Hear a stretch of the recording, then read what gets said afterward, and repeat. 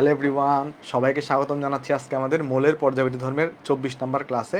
আশা করি সবাই অনেক ভালো আছে। আমাকে একটু জানিয়ে দিও আমার কথা ঠিকঠাক। হ্যাঁ, আমার এন্ড থেকে আমার কথা ঠিকঠাক মতো শোনা যাচ্ছে। আশা করি তোমাদের এন্ড থেকে সব ঠিকঠাক মতো কথা শোনা যাচ্ছে। সো আমি একটু অসুস্থ, বাট প্যারা নাই। অনেকদিন যেহেতু আসলে ক্লাস অফ ছিল, প্রায় এক সপ্তাহের মতো ক্লাস অফ ছিল, এই জন্য আমি এক্সট্রিমলি সরি আমার এন্ড থেকে। নাহলে আসলে এতদিন আমাদের এই চ্যাপ্টারটা শেষ হয়ে যাইতো, বাট একটু অসুস্থ হওয়ার কারণে আসলে কন্টিনিউ করতে পারিনি। আমাকে একটু তোমরা জানাও যে আমার এন্ড থেকে সব ঠিক আছে কিনা, বা তোমরা সবাই সব শুনতেছো কিনা, বা সব কি দেখা যাচ্ছে ক্লিয়ারলি। আমি দেখতেছি ফেসবুকে সব ক্লিয়ারলি দেখা যাচ্ছে, ওয়েবেও আশা করি সব ঠিকঠাক মতো থাকবে। ওকে, আছে। আমরা তাহলে আজকে চলো প্রথমে আমরা শেষ করার চেষ্টা করি। আমাদের হচ্ছে পি ব্লকের আমরা বাকি পার্টটুকু আমরা শেষ করার চেষ্টা করব, কেমন? আজকের পার্টগুলো খুবই ইজি পার্ট, মানে এগুলো নতুন, মানে কিছু জিনিস নতুন শিখতে হবে, বাট এগুলো মানে বেশিরভাগ ইজি জিনিসপত্র। কঠিন জিনিসপত্র এই চ্যাপ্টারে আমরা কিন্তু আগে পড়ে আসছি। এখন জাস্ট আমরা বিক্রিয়া রিলেটেড যে জিনিসপত্রগুলো আছে সেগুলো আমরা দেখবো। ওকে, আচ্ছা চলো আমরা শুরু করি। আসো তাহলে আমাদের আজকে নাম্বার হচ্ছে আমাদের লেকচার নাম্বার 24। ওকে, সো আমরা প্রথমে ওই গ্রুপ 13 কিন্তু তোমাদেরকে ওই অ্যালুমিনিয়াম ক্লোরাইডের ডাইমার পড়াইছিলাম। নিশ্চয়ই তোমাদের মনে আছে জিনিসগুলো। ওকে, আচ্ছা আজকে আমরা গ্রুপ 13 কি পড়বো? দেখো গ্রুপ 13তে যদি আমরা লক্ষ্য করি কোন কোন মৌল আছে লক্ষ্য করে দেখো তো। এখানে ফার্স্টে থাকে বোরন থাকে, তারপরে বর, এলে, গ্যালাম, তারপরে তোমার এখানে থাকে ইন্ডিয়াম, তারপরে এখানে থাকে তোমার থেলিয়াম। আচ্ছা, এখানের মধ্যে তুমি যদি লক্ষ্য করে দেখো, এই যে বোরন দেখতেছো, এই বোরনগুলো তোমার অধাতু হয়ে থাকে। এই বোরন কি হয়ে থাকে বলো তো? বোরন হয়ে থাকে অধাতু। আর এরা যারা আছে এরা সবাই কি হয়ে থাকে? এরা সবাই হয়ে থাকে ধাতু। এই জিনিসটা তো আমরা সবাই জানি যে আমাদের বোরন হচ্ছে অধাতু হয়ে থাকে, আর আমার এই বাকিরা কিন্তু ধাতু হয়ে থাকে। আচ্ছা, এখান থেকে প্রথম যে ইনফরমেশনটা ইম্পর্টেন্ট, বোরন যেহেতু অধাতু, অধাতুর যে অক্সাইডগুলা তারা কি ধরনের অক্সাইড হয়? তারা হয়ে থাকে কিন্তু তোমার অম্লীয় অক্সাইড। এটা আমরা সবাই পড়ে আসছি। তার মানে এই যে অধাতুর যে অক্সাইডটা আছে, অর্থাৎ এখানে যে বোরনের যে অক্সাইড B2O3, এই B2O3 তাহলে কি হবে? B2O3 হবে কিন্তু আমার অম্লীয় অক্সাইড। তাহলে এটা কিন্তু তোমাদেরকে পড়াইছিলাম এগুলা, তাই না? তাহলে B2O3 কি হবে বলো তো? B2O3 হবে অম্লীয় অক্সাইড। আচ্ছা, যারা অম্লীয় অক্সাইড তারা কার সাথে রিয়াকশন করবে? অম্লের সাথে, অ্যাসিডের সাথে নাকি বেসের সাথে বলো তো? যারা অম্লীয় অক্সাইড, যারা কি আছে বলো তো? যারা অম্লীয় অক্সাইড তারা কার সাথে রিয়াকশন করে? অ্যাসিড নাকি বেস? তারা রিয়াকশন করে বেসের সাথে। আর অন্যদিকে এখানের সব অক্সাইড তোমার জন্য ইম্পর্টেন্ট না, যে অক্সাইডটা ইম্পর্টেন্ট শুধু সেইটা আমরা লিখতেছি। এখানের মধ্যে শুধুমাত্র অ্যালুমিনিয়ামের যে অক্সাইডটা, এটা তোমার জন্য ইম্পর্টেন্ট, এটার বিক্রিয়াগুলা। তাহলে অ্যালুমিনিয়ামের অক্সাইড হচ্ছে Al2O3। তোমরা কি আমাকে বলতে পারবা অ্যালুমিনিয়াম অক্সাইডের প্রকৃতি কিরকম হয়? তোমাদেরকে কিন্তু পড়ানো হয়েছিল অ্যালুমিনিয়াম অক্সাইডের প্রকৃতি কিরকম ছিল, উভধর্মী ছিল। মনে আসছে কিনা দেখো, অ্যালুমিনিয়াম অক্সাইড কি ধরনের হয়ে থাকে? অ্যালুমিনিয়াম অক্সাইড হয়ে থাকে তোমার হচ্ছে উভধর্মী অক্সাইড হয়ে থাকে। সো আমরা উভধর্মী অক্সাইডের রিয়াকশন কিন্তু অলরেডি আগে দেখে আসছি, বাট আমরা এইখানে যেহেতু আমরা গ্রুপ 13 একবার পড়তেছি, আমরা কিন্তু একবার কি করবো বলো তো? একবার একটু রিভিশন করে যাব। যেমন প্রথমে যদি তুমি দেখো একটু করে, প্রথমে যদি আমরা বোরনের অক্সাইডের বিক্রিয়াটা দেখতে চাই, দেখো বোরনের অক্সাইডের বিক্রিয়া B2O3, এটা যদি রিয়াকশন দেখতে চাই, B2O3 যেহেতু এটা একটা অম্লীয় অক্সাইড, তাহলে সেই রিয়াকশন করবে কার সাথে? বেসের সাথে রিয়াকশন করবে। এখন এটা বেস কে হইতে পারে? ধরো সোডিয়াম হাইড্রোক্সাইড, এটা হচ্ছে একটা বেস। তাহলে দেখো তো, তোমাদেরকে আমি নিয়ম শিখাইছিলাম না যেগুলো কিভাবে সলভ করতে হয়? দেখো ফার্স্টে কি লিখবা তুমি? এখানে ফার্স্টে লিখবা তুমি এখানে সোডিয়াম, ফার্স্টে লিখলে এখানে সোডিয়াম, তারপর এখানে কি আছে? বোরন, তাহলে এখানে লিখলাম বোরন, তারপর এখানে কি আছে? এখানে লিখবো অক্সিজেন। এবার তুমি আমাকে বলো, এই জায়গায় বোরনের চার্জ কত? +3। এইখানেও তাহলে বোরনের চার্জ কত হবে? +3 হবে। তাহলে সোডিয়ামের চার্জ হচ্ছে +1। তাহলে সোডিয়ামের চার্জ কত? সোডিয়ামের চার্জ হচ্ছে +1। তাহলে পুরোটা মিলে কত হলো? +4। তাহলে অক্সিজেন দেওয়া লাগবে কয়টা? 2টা। কারণ 2টা অক্সিজেন দিলে তোমার কি হবে বলো তো? এখানে তখন এই যে -4 হবে, আর পুরো যোগের চার্জ তখন 0 চলে আসবে। তাহলে এইটাই হচ্ছে আমার বিক্রিয়ার উৎপাদক। আর এই যৌগটাকে আমরা কি বলবো? এটাকে আমরা বলবো সোডিয়াম বোরেট। এটাকে আমরা কি বলবো? এটাকে আমরা বলবো সোডিয়াম, এটাকে আমরা বলবো সোডিয়াম বোরেট। Sodium borate. এগুলো তোমাদেরকে কিন্তু সবগুলো এগুলো পড়ানো হয়েছে অক্সাইডের মধ্যে রিয়াকশনগুলো। আর এর সাথে সাথে কিন্তু এখানে পানি তৈরি হবে। সমতা করাটা ইম্পর্টেন্ট না, বাট তুমি চাইলে সমতা করতে পারো। এখানে যেমন তুমি চাইলে এখানে যেহেতু বোরন 2টা, তাহলে এখানে এটা 2 দেওয়া লাগবে। 2টা সোডিয়াম হওয়ার কারণে এখানে এটা 2 দেওয়া লাগবে। দেখো এটা বুঝতে পারছো কিনা? এই রিয়াকশনটা কি বোঝা গেছে? একটু আমাকে জানাবা। তোমরা কি সবাই এই রিয়াকশনটা বুঝতে পারছো? একটু আমাকে জানাবা এই রিয়াকশনটা বুঝতে পারছি কিনা আমরা। হ্যাঁ, মেগা এক্সাম কবে হবে? মেগা এক্সাম হবে এই উইকের শুক্রবার হবে। কেমন? এই উইকের শুক্রবার হবে মেগা এক্সাম। এই আমাদের সাইকেল 2 এর প্রথম মেগা এক্সাম। যেহেতু গত সপ্তাহে অসুস্থ থাকার কারণে আমি নিতে পারি নাই, তাই এই উইকের শুক্রবার তোমাদের প্রথম মেগা এক্সাম হবে। ওকে, আচ্ছা তারপর চলো আমরা নেক্সটে চলে যাই। নেক্সটে আমি যদি অ্যালুমিনিয়াম অক্সাইডের রিয়াকশনগুলো দেখাই, যদি এগুলো তোমাদের দেখা আছে, অ্যালুমিনিয়াম অক্সাইড এটা যদি কি করে বলো তো সোডিয়াম হাইড্রোক্সাইডের সাথে, দেখো আগে ফার্স্টে এইচ এর সাথে রিয়াকশন দেখাই, এটা তো খুব সোজা। দেখো যখন এই অ্যালুমিনিয়াম অক্সাইড যেহেতু একটা উভধর্মী অক্সাইড, তাহলে সে যখন অ্যাসিডের সাথে রিয়াকশন করবে তখন সে কি হিসেবে আচরণ করবে, সে আচরণ করবে বেস হিসেবে। আর তখন সেখানে কি তৈরি করে বলো তো, সেখানে তৈরি করবে তোমার হচ্ছে এখানে অ্যালুমিনিয়াম ক্লোরাইড তৈরি হবে, LCl3 তৈরি হবে, আর এর সাথে কিন্তু এখানে পানি তৈরি হবে, পানি তৈরি হবে। এখানে যদি সমতা করতে চাও, সমতা করলে কি আসবে, এখানে দেখো দুইটা অ্যালুমিনিয়াম, তাহলে এখানে দুইটা অ্যালুমিনিয়াম দিতে হবে, তাহলে এখানে 6টা ক্লোরিন, তাহলে এখানে 6HCl দিতে হবে, তাহলে এখানে 6টা হাইড্রোজেন, তাহলে এখানে 3 পানি দিতে হবে। সমতা করাটা ইম্পর্টেন্ট না, বাট করলে ভালো। আচ্ছা, তাহলে সে এইভাবে রিয়াকশন করলো, তাহলে এখানে সে কি দেখো, যেহেতু এটা হচ্ছে তোমার অ্যাসিড, এটা হচ্ছে অ্যাসিড, এটা কিন্তু এখানে বেস হিসেবে আচরণ করছে। আবার অন্যদিকে এ চাইলে এ কিন্তু বেসের সাথেও বিক্রিয়া করতে পারে, অ্যালুমিনিয়াম অক্সাইড কিন্তু চাইলে সোডিয়াম হাইড্রোক্সাইডের সাথেও বিক্রিয়া করতে পারে। তাহলে দেখো যখন এটা তো বেস, তাহলে সোডিয়াম হাইড্রোক্সাইডের সাথে বিক্রিয়া করলে অ্যালুমিনিয়াম অক্সাইড কিন্তু কী হিসেবে আচরণ করবে, তখন অ্যাসিড হিসেবে আচরণ করবে, তাহলে এটা আচরণ করবে অ্যাসিড হিসেবে। আচ্ছা, তাহলে কি উৎপন্ন হবে ভাই, এগুলো তো আমাদেরকে শিখার নাই মনে হয়, না শিখাইছি তোমাকে এগুলা। দেখো এখানে কি উৎপন্ন হবে বলো, এখানে আছে সোডিয়াম, তাহলে ফার্স্টে দিবা তুমি এখানে সোডিয়াম, সোডিয়াম দিলা, এখানে দিলা অ্যালুমিনিয়াম, তারপর এখানে দিব অক্সিজেন। এবার দেখো এখানে অ্যালুমিনিয়ামের চার্জ কত, এই জায়গায় অ্যালুমিনিয়ামের চার্জ হচ্ছে +3, তাহলে এখানে অ্যালুমিনিয়ামের চার্জ কত থাকবে +3, এখানে সোডিয়ামের চার্জ +1, এখানে তাহলে 2 দিতে হবে। তাহলে এইটা হচ্ছে তোমার উৎপাদক, আর এখানে কি তৈরি হবে, এই জায়গায় তৈরি হবে পানি। আর এটাকে জানি কি বলে ভাই, এটাকে বলে সোডিয়াম অ্যালুমিনেট। এটাকে কি বলে, এটাকে বলে সোডিয়াম অ্যালুমিনেট বলে, এটাকে বলে সোডিয়াম অ্যালুমিনেট, এটাকে বলা হয় সোডিয়াম অ্যালুমিনেট বলে, এটাকে বলে সোডিয়াম অ্যালুমিনেট বলে। আমাকে একটু করে জানাও সবাই, এই বিক্রিয়াগুলো এখানে এতটুকু বোঝা গেছে কিনা সবার, একটু করে আমাকে জানাও। কি হয়েছে, এই উইকের ফ্রাইডে ফিজিক্স ম্যাগ এক্সাম আছে। আচ্ছা, তাহলে আমরা ফ্রাইডে যদি ফিজিক্স ম্যাগ এক্সাম থাকে তাহলে সানডে নিবো আর কি, কেমন? সানডে তোমাদের কিছু নাই তাই না? সানডে কি কিছু আছে? ওকে, হ্যাঁ হ্যাঁ, ওই সাইকেল 2 এর উপর তো সামারি ক্লাস হবে, আগে সাইকেল 1 এর সামারি ক্লাসগুলো হয়ে যাক, দেখবা সব মনে পড়ে যাচ্ছে তোমার। আচ্ছা, হোপফুলি সবাই এটা তুলে ফেলছো বা সবাই এটা বুঝতে পারছো। তাহলে চলো আমরা এবার নেক্সটে যাই। নেক্সটে আমরা এখন দেখব যে আমাদের গ্রুপ 2 এর নাইট্রোজেনের সাথে বিক্রিয়া। তাহলে আমরা এখন দেখব নাইট্রোজেনের সাথে সাথে বিক্রিয়া, নাইট্রেট গঠন দেখব, নাইট্রেট গঠন। গ্রুপ 13 কিভাবে নাইট্রেট গঠন করে এই জিনিসটা এখন আমরা ডিসকাশন করার চেষ্টা করব। ওকে, আচ্ছা দেখো এরা সবাই নাইট্রেট গঠন করবে। যেমন গ্রুপ 1 ক্ষেত্রে শুধুমাত্র কে নাইট্রেট গঠন করতো, লিথিয়াম নাইট্রেট গঠন করতো। গ্রুপ 2 এর সবাই নাইট্রেট গঠন করে, তেমনিভাবে গ্রুপ 13 যার যেটা আছে সেখানেও সবাই কি করবে বলতো, নাইট্রেট গঠন করবে। যেমন ইন জেনারেল যদি একটা আমরা স্ট্রাকচার দেখি, ধরো এখানে যে কোনো একটা এমকে নিলাম, আর এখানে ধরো এর সাথে নাইট্রোজেনকে যুক্ত করব। এখানে এম বলতে আমরা কি বুঝতেছি, এখানে কি তৈরি হবে, 2Mn তৈরি হবে। এখানে এম বলতে আমরা বুঝতেছি এই যে আমাদের গ্রুপ 13 সকল মেম্বার, অর্থাৎ এখানে বোরন থাকতে পারে, তারপরে তোমার এখানে ধরো অ্যালুমিনিয়াম থাকতে পারে, আবার তোমার এখানে আমাদের বরেলে গেলাম, ইন্ডিয়া, থাইল্যান্ড, যে কোনো কিছু হতে পারে। মানে এরা সবাই কি করে, সবাই নাইট্রেট গঠন করে। নাইট্রেট গঠনে কোথায় ঝামেলা ছিল, গ্রুপ নাম্বার 1 ঝামেলা ছিল। ওকে, গ্রুপ নাম্বার 1 কি ছিল বলতো, গ্রুপ নাম্বার 1 কিন্তু শুধু লিথিয়াম নাইট্রেট গঠন করতো। কি বলতেছো, উইকলি এক্সামের গিফট তোমাদেরকে এখনো দেয় নাই কেন ভাই? আমি তো অনেক আগে বলে দিছি আরমান আর আব্দুল কুদুস সাগরকে। আচ্ছা, আমি আরেকবার বলে দিব, আমি তো অনেক আগেই বলে দিছি। ওকে, অনেক আগেই তো ওদেরকে গিফট পাঠাতে বলে দিছি, এখনো দেয় নাই কেন ভাই? আচ্ছা, আমি আজকে আবার রিমাইন্ডার দিয়ে দিব, থ্যাংক ইউ জানানোর জন্য। আচ্ছা, এবার একটু করে দেখো, আমরা একটু করে পড়ায় ফিরে আসি। ধরো তাহলে যদি এখানে 2 অ্যালুমিনিয়াম কিনি, তাহলে তাই সে যদি নাইট্রোজেনের সাথে রিয়াকশন করে তাহলে কি করবে, 2 মোল অ্যালুমিনিয়াম নাইট্রেট গঠন করবে, Ln গঠন করবে। সেমভাবে আমি যদি এখানে ধরো কথার কথা 2 মোল বোরনকে নিই, তার সাথে যদি আমি N2কে বিক্রিয়া করাই, তাহলে এখানে কি গঠন করবে, 2 মোল এই যে বোরন নাইট্রেট গঠন করবে।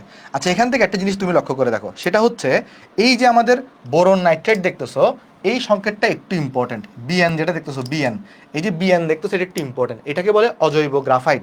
এটাকে কি বলে, এটাকে বলে অজৈব, এই যে বিএন দেখতেছো এটাকে বলে অজৈব গ্রাফাইট। অনেক সময় অজৈব গ্রাফাইটের সংকেত লিখতে বলে, অনেক সময় কি লিখতে বলে, অজৈব গ্রাফাইট এটার সংকেত লিখতে বলে। তো সংকেত লিখতে বললে এটা লিখতে পারবা না, বিএন, অজৈব গ্রাফাইটের সংকেত লিখতে বলে। আচ্ছা, তাহলে অজৈব গ্রাফাইটের সংকেত কি, বিএন হয়ে থাকে, কেমন? আচ্ছা, এগুলো তৈরি করলো। আচ্ছা, এইবার একটা জিনিস আমাকে বলো, যদি তুমি কখনো নাইট্রেটকে আর্দ্র বিশ্লেষণ করো, আর্দ্র বিশ্লেষণ করা মানে পানির সাথে রিয়াকশন করে নতুন প্রোডাক্ট তৈরি করা। যদি তুমি কখনো নাইট্রেটে, যে কোনো নাইট্রেট যোগে আর্দ্র বিশ্লেষণ করো, বলো তো কোন গ্যাস তৈরি হয়? মনে আছে? কার্বাইডকে আদ্র বিশ্লেষণ করলে এসিটিলিন গ্যাস তৈরি হইতো, নাইট্রেটকে আদ্র বিশ্লেষণ করলে কোন গ্যাস তৈরি হয় তোমাদেরকে পড়াইছিলাম, মনে আছে? বলো তো, মনে আছে জিনিসগুলো? মনে আছে যে নাইট্রেটকে তুমি যদি এখানে কি করো, আদ্র বিশ্লেষণ করো, তার মানে এখানে যদি তুমি পানি দাও, তার মানে এখানে তুমি যদি এখানে আদ্র বিশ্লেষণ করো, আদ্র বিশ্লেষণ করো, তাহলে মনে আছে কোন গ্যাস তৈরি হয় এখানে? বলো তো, এটা কিন্তু ইম্পর্টেন্ট, জিজ্ঞেস করবে নাইট্রেটকে আদ্র বিশ্লেষণ করলে কোন, তোমাকে এগুলো শেখানো হয়েছে সবগুলা, এগুলো কিন্তু তোমাকে শেখানো হয়েছে, রাইট? এগুলো তোমাকে কিন্তু শেখানো হয়েছে। আচ্ছা একটা সেকেন্ড, এটা কপি করি। হ্যাঁ, বলো তো কোন গ্যাস তৈরি হয়, বলো কোন গ্যাস তৈরি হয়? অ্যামোনিয়া গ্যাস তৈরি হয়। Very good, very good. তাহলে এখানে কি তৈরি হবে? যেমন এখানে এখানে তৈরি হবে অ্যালুমিনিয়াম হাইড্রোক্সাইড তৈরি হবে, আর এর সাথে সাথে এখানে অ্যামোনিয়া গ্যাস তৈরি হবে। আর এখানে দেখা যাবে এই যে বোরন হাইড্রোক্সাইড তৈরি হইলো BOH3, আর এর সাথে সাথে এখানে অ্যামোনিয়া গ্যাস তৈরি হবে। মানে এখানে ইম্পর্টেন্ট হচ্ছে এটা, অ্যামোনিয়া গ্যাসটা হচ্ছে ইম্পর্টেন্ট, যে যদি কখনো নাইট্রেটকে আদ্র বিশ্লেষণ করি তাহলে অ্যামোনিয়া গ্যাস এখান থেকে পাওয়া যায়। আচ্ছা একটু করে আমাকে জানাও যে এতটুকু এখানে বোঝা গেছে কিনা সবার, বা তোলা হয়েছে কিনা সবার, এটা কি সবার তোলা হয়েছে? ওকে, চলো নেক্সটে চলে দেখি। নেক্সটে আমরা এখন দেখবো এই যে গ্রুপ 13 যেগুলো আছে এগুলার হ্যালোজেনের সাথে বিক্রিয়া। আমরা এখন দেখবো এগুলার কার সাথে বিক্রিয়া? হ্যালোজেনের সাথে বিক্রিয়া। হ্যালোজেনের হ্যালোজেনের সাথে বিক্রিয়া। মোটামুটি এরা সবাই হ্যালোজেনের সাথে বিক্রিয়া করে, মোটামুটি এরাও কি করে, সবাই হ্যালোজেনের সাথে বিক্রিয়া করে, সবাই হ্যালোজেনের সাথে বিক্রিয়া করবে, বুঝছো? দেখাই হ্যালোজেনের সাথে রিয়াকশনটা কিরকম হবে দেখো। এগুলা মানে মুখস্থ করার কিছু নাই, তুমি এগুলো দেখলেই বুঝে যাবা।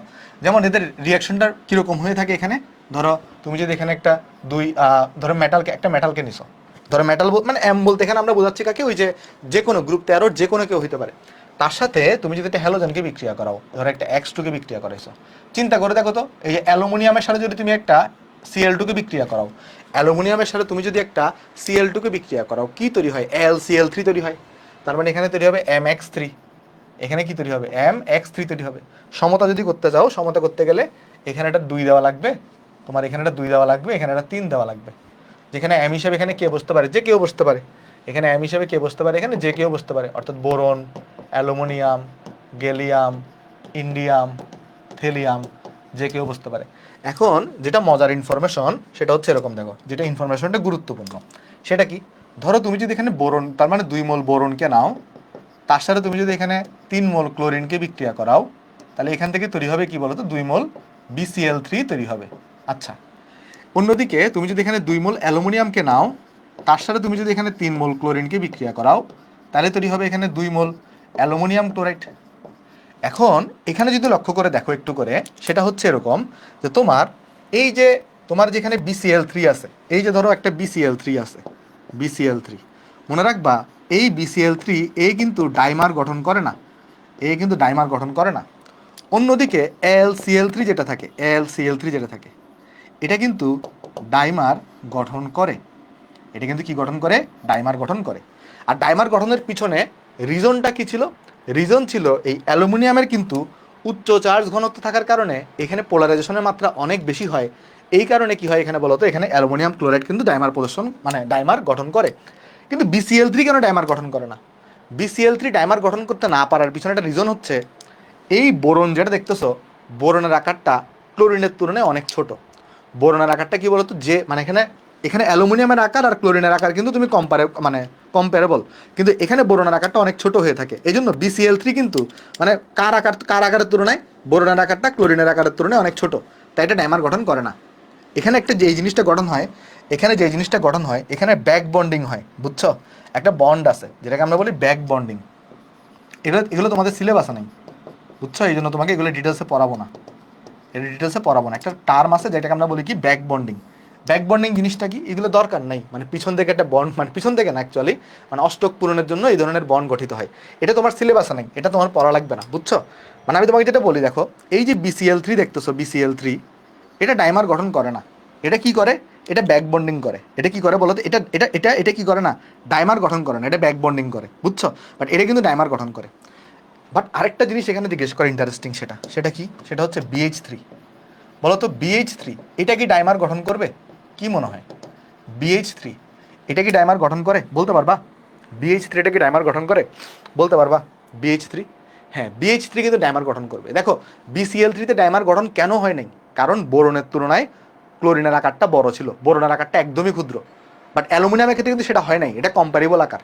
কিন্তু বোরনের আকারটা ক্লোরিনের তুলনায় অনেক ছোট হওয়ার কারণে এই জন্য BCl3 কি করে না, ডাইমার গঠন করে না, সে ব্যাক বন্ডিং করে। ব্যাক বন্ডিং কি, এগুলো লাগবে না, বাট এমনি একটা জেনে রাখো ব্যাক বন্ডিং নামের একটা টার্ম আছে। যারা যারা ডাইমার গঠন করে না এই গ্রুপের ক্ষেত্রে, তারা তারা ব্যাক বন্ডিং করে, বুঝছো? কিছু রিজন আছে, ব্যাক বন্ডিং এর অনেকগুলো কন্ডিশন আছে, সবাই ব্যাক বন্ডিং করে না। যাই হোক, বাট BH3 ক্ষেত্রে তুমি লক্ষ্য করে দেখো বোরনের আকারটা কিন্তু হাইড্রোজেনের তুলনায় ক্ষুদ্র না। তাই BH3 কিন্তু কি গঠন করবে, ডাইমার গঠন করবে, বুঝছো? BH3 কিন্তু ডাইমার গঠন করবে, এটা একটু মাথায় রাখবা। BH3 কিন্তু কি গঠন করে, ডাইমার গঠন করে। আচ্ছা, এইবার আরেকটা জিনিস ইম্পর্টেন্ট, সেটা দেখো, যখন তুমি AlCl3 কে ডাইমার গঠন করছো, AlCl3 এর যখন কি গঠন করছো, ডাইমার গঠন করছো, বলতে পারবা AlCl3 এর ডাইমারের সংকেত কি ছিল? AlCl3 এর ডাইমারের সংকেত কি ছিল বলতে পারবা? AlCl3 এর ডাইমারের সংকেত কি ছিল? AlCl3 ডাইমার মানে কি, ডাবল হয়ে যাওয়া, সংকেত ছিল Al2Cl6। কি ছিল বলো তো? সংকেত ছিল তোমার কাছে এখানে মনে আছে কিনা দেখো, Al2Cl6 ছিল। তাইলে আমি যদি তোমাকে জিজ্ঞেস করি BH3, এটার তাইলে ডাইমারের সংকেত কি হবে? BH3 এটার তাইলে ডাইমারের সংকেত কি হবে? BH3 ডাইমারের সংকেত কি হবে? BH3 ডাইমারের সংকেত হবে, B2H6। কি হবে বলো তো? B2H6। এটাকে বলে ডাইবোরান। এটাকে আমরা যদি বাংলায় লিখতে চাই, এটাকে বলে ডাইবোরান, এটাকে বলে বাংলায় ডাইবোরান বলে। আচ্ছা, এটা ইম্পর্টেন্ট জিনিস না, নামটা ইম্পর্টেন্ট না, যেটা ইম্পর্টেন্ট সেটা দেখো, ডাইমার গঠনের ফলে হচ্ছে এটা কি একটু লক্ষ্য করে দেখো, আমাকে একটু করে দেখো তো, বলো তো ডাইমার গঠনের ফলে আণবিক ভরটা কয় গুণ হয়ে যাচ্ছে বলতে পারবা? ডাইমার গঠনের ফলে আণবিক ভরটা কয় গুণ হয়ে যাচ্ছে বলতে পারবা? ডাইমার গঠনের ফলে আণবিক ভর কিন্তু দ্বিগুণ হয়ে যায়। তাই একটা জিনিস মাথায় রাখবা, ডাইমার গঠনের কারণে আণবিক ভর দ্বিগুণ হয়। তাহলে মাথায় আমরা কি বলবো এখানে, ডাইমার গঠন হলে আণবিক ভর দ্বিগুণ হয়ে যায়। তাহলে আমরা মনে রাখবো ডাইমার গঠন হলে আণবিক ভর দ্বিগুণ হয়ে যায়, দ্বিগুণ হয়ে যায়। তাহলে এইটুকু একটু তুলে ফেলো, তুলা হইলে একটু আমাকে জানাও কাইন্ডলি। এতটুকু তুলে ফেলো, তুলা হইলে একটু আমাকে জানাও। এতটুকু যদি তোমার তুলা হয়ে থাকে একটু আমাকে জানাও। ওকে, আশা করি তোমরা এতটুকু তুলে ফেলছো, যতটুকু তুলতে পারো আর কি, কেমন? আচ্ছা, বুঝছো কিনা বলো, তুলা লাগবে না, আমাকে জাস্ট বলো যে বুঝছো কিনা তোমরা এগুলা, এই পৃষ্ঠাটা বোঝা গেছে কিনা সবার। আশা করি বোঝা গেছে। ওকে, চলো নেক্সটে যাই, আসো নেক্সটে যাই। দেখো, নেক্সটে আমরা একটা জিনিস দেখছিলাম, সেটা কি ছিল দেখো তো, আমরা এটা এটা কিন্তু গতকালকের পড়া। সেটা হচ্ছে, আমরা যদিও ব্যাখ্যা লিখি নাই, আমি এখন তোমাকে ব্যাখ্যাটা এখানে একটু করে পড়াই দিব, তাহলে তুমি বুঝতে পারবা। সেটা হচ্ছে, আমরা দেখছিলাম যে এখানে আমাদের যে অ্যালুমিনিয়াম ক্লোরাইডের যে ডাইমারটা ছিল Al2Cl6, এই ডাইমারটাকে যদি তুমি কি করো, এই ডাইমারটাকে তুমি যদি 180°C তাপমাত্রায় মানে ধরো তাপমাত্রা দাও, এটাকে যদি কি করো 180°C তাপমাত্রা দাও, তাহলে এটা কি হয়, এই Al2Cl6টা ঊর্ধ্বপাতিত হয়ে যায়। কি হয়ে যায় বলো তো? ঊর্ধ্বপাতিত হয়। আচ্ছা, ঊর্ধ্বপাতিত হওয়া মানে তো তুমি বুঝো, ঊর্ধ্বপাতিত হওয়া মানে কি? ঊর্ধ্বপাতিত হওয়া মানে এটা ধরো সলিড অবস্থায় আছে, এটা ধরো সলিড অবস্থায় আছে, ঊর্ধ্বপাতনের ফলে কি হয়, সলিড থেকে সরাসরি বাষ্পে পরিণত হয়। এখানে কিন্তু আর মিডল তরল অবস্থাটা থাকে না।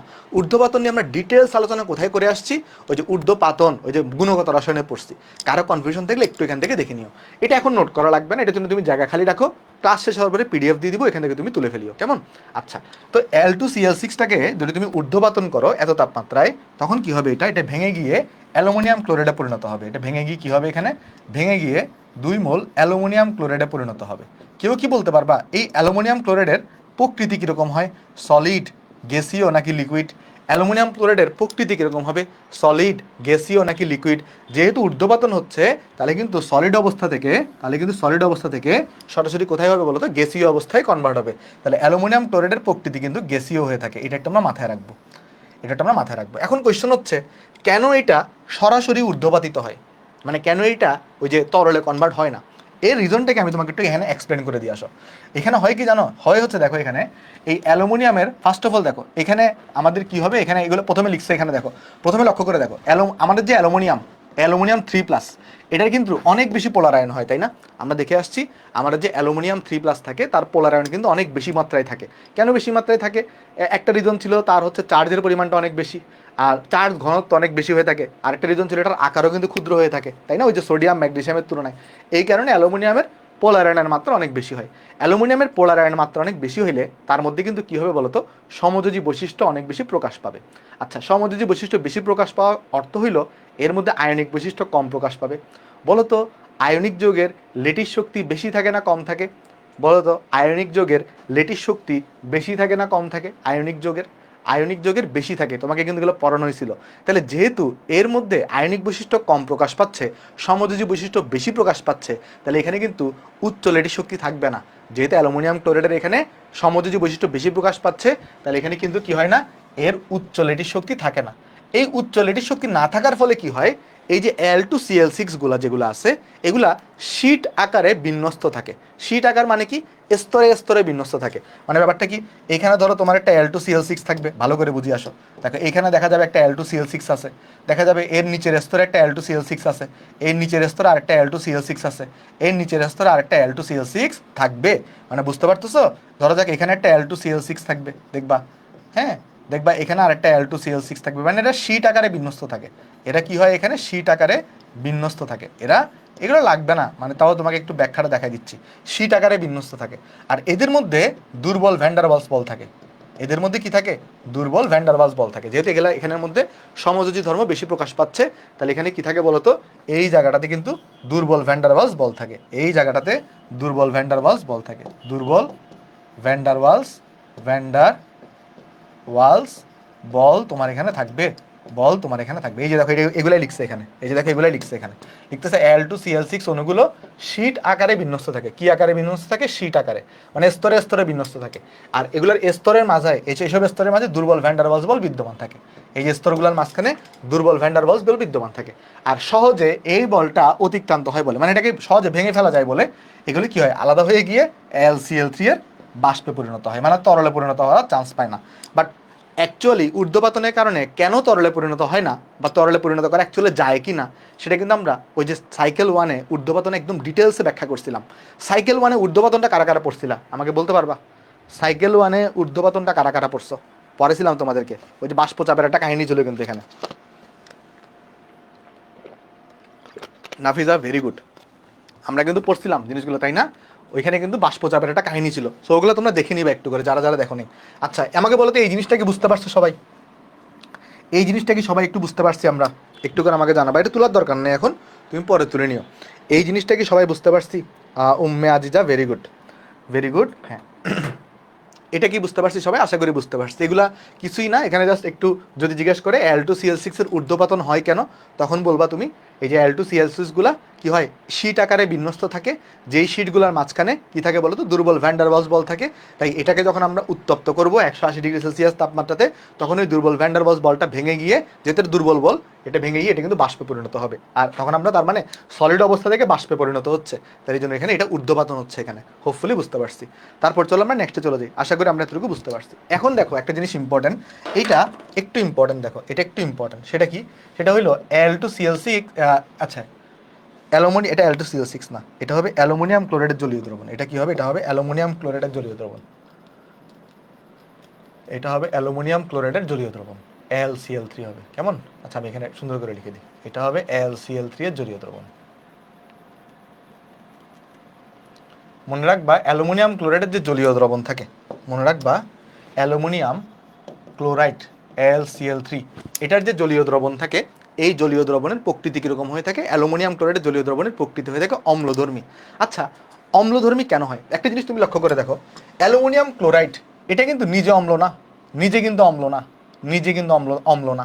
বাট যখনই তুমি Al2Cl3 এর জলীয় দ্রবণ নিবা, মানে ব্যাপারটা কি, Al2Cl3 নিজে কিন্তু কিনা বলতো অ্যাসিড না, কিন্তু যখনই তুমি এটার জলীয় দ্রবণ নিবা, তখন সেটা কিন্তু অম্লধর্মী হয়ে যাবে। কোয়েশ্চন হচ্ছে কেন অম্লধর্মী হবে? চলো সেটাই এক্সপ্লেন করার চেষ্টা করি। আচ্ছা, তোমরা নিশ্চয়ই দেখছো আমাদের Al2Cl3 কি হয়, এই অ্যালুমিনিয়ামের উপরে +3 চার্জ থাকে। আর অ্যালুমিনিয়ামের এখানে তুমি লক্ষ্য করে দেখো, অ্যালুমিনিয়ামের কিন্তু এই অ্যালুমিনিয়াম 3+, এর কিন্তু কি থাকে বলতো, চার্জ ঘনত্ব অনেক উচ্চ থাকে এবং এর আকার অনেক ছোট হয়। তো যখনই এই অ্যালুমিনিয়াম ক্লোরাইডটাকে তুমি পানির মধ্যে দিবা, যখনই তুমি কি করবা, অ্যালুমিনিয়াম ক্লোরাইডটাকে পানির মধ্যে দিবা, বলো তো পানি কি পোলার নাকি অপোলার?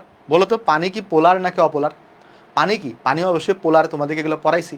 তো পানির মধ্যে কি হয় দেখো, এই ধরো একটা তুমি যদি পানির কণা, কেন আমরা চলো 6টা পানির কণা নিব, একটু করে আমরা 6টা পানির কণা আঁকি। ভাই 6টা কেন, 7টা না কেন?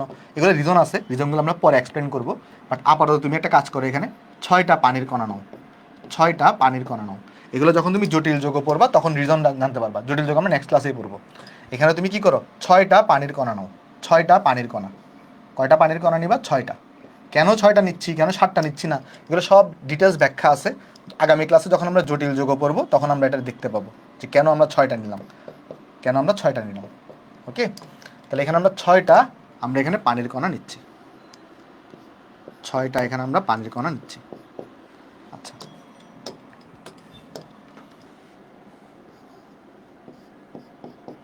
আচ্ছা এটাকে ধরে ডিফারেন্ট কালার করে দিই। ওকে, এইবার তুমি আমাকে বলো এই যে অক্সিজেনের মধ্যে কি থাকে, আমরা সবাই জানি লন পেয়ার থাকে, আমরা সবাই জানি এখানে কি থাকে বলো তো, লন পেয়ার থাকবে।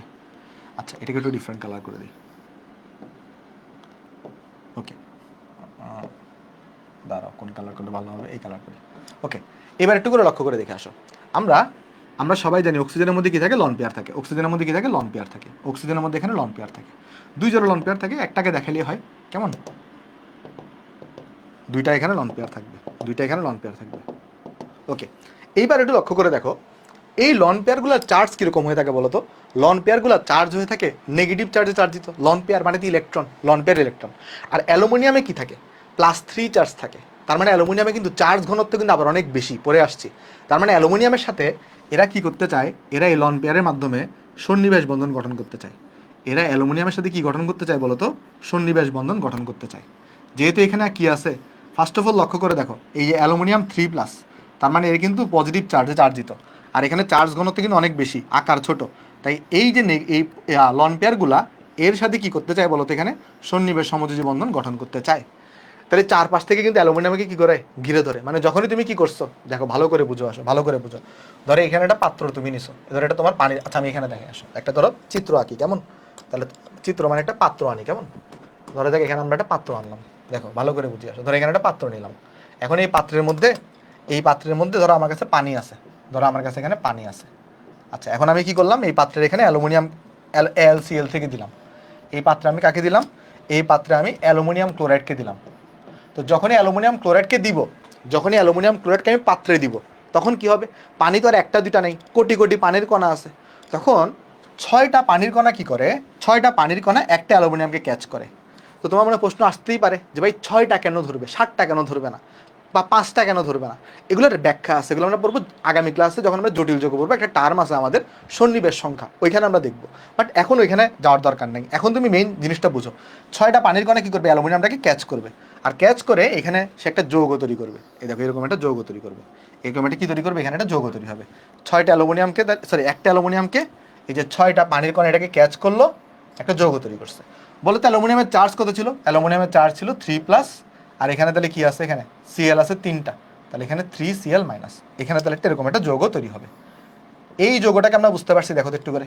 যখনই তুমি অ্যালুমিনিয়াম ক্লোরাইডকে পানির মধ্যে দিবা, ভালো করে বুঝো, যখনই তুমি অ্যালুমিনিয়াম ক্লোরাইডকে পানির মধ্যে দিবা, অ্যালুমিনিয়ামের উচ্চ চার্জ ঘনত্ব থাকার কারণে এই পানির যে কণাগুলো আছে তারা লন পেয়ারের মাধ্যমে, এই সন্নিবেশ বন্ধন গঠনের মাধ্যমে অ্যালুমিনিয়ামের সাথে যুক্ত হয়ে একটা এরকম জটিল যৌগ তৈরি হবে। জটিল যৌগটাকে তোমরা বুঝতে পারছো, এই জটিল যৌগ যে একটা তৈরি হয়েছে। যদি নাও বুঝো একটু আমাকে জানাও, বা কোথায় বুঝো না আমাকে একটু করে বলো, বুঝতে পারছো এই জিনিসটা।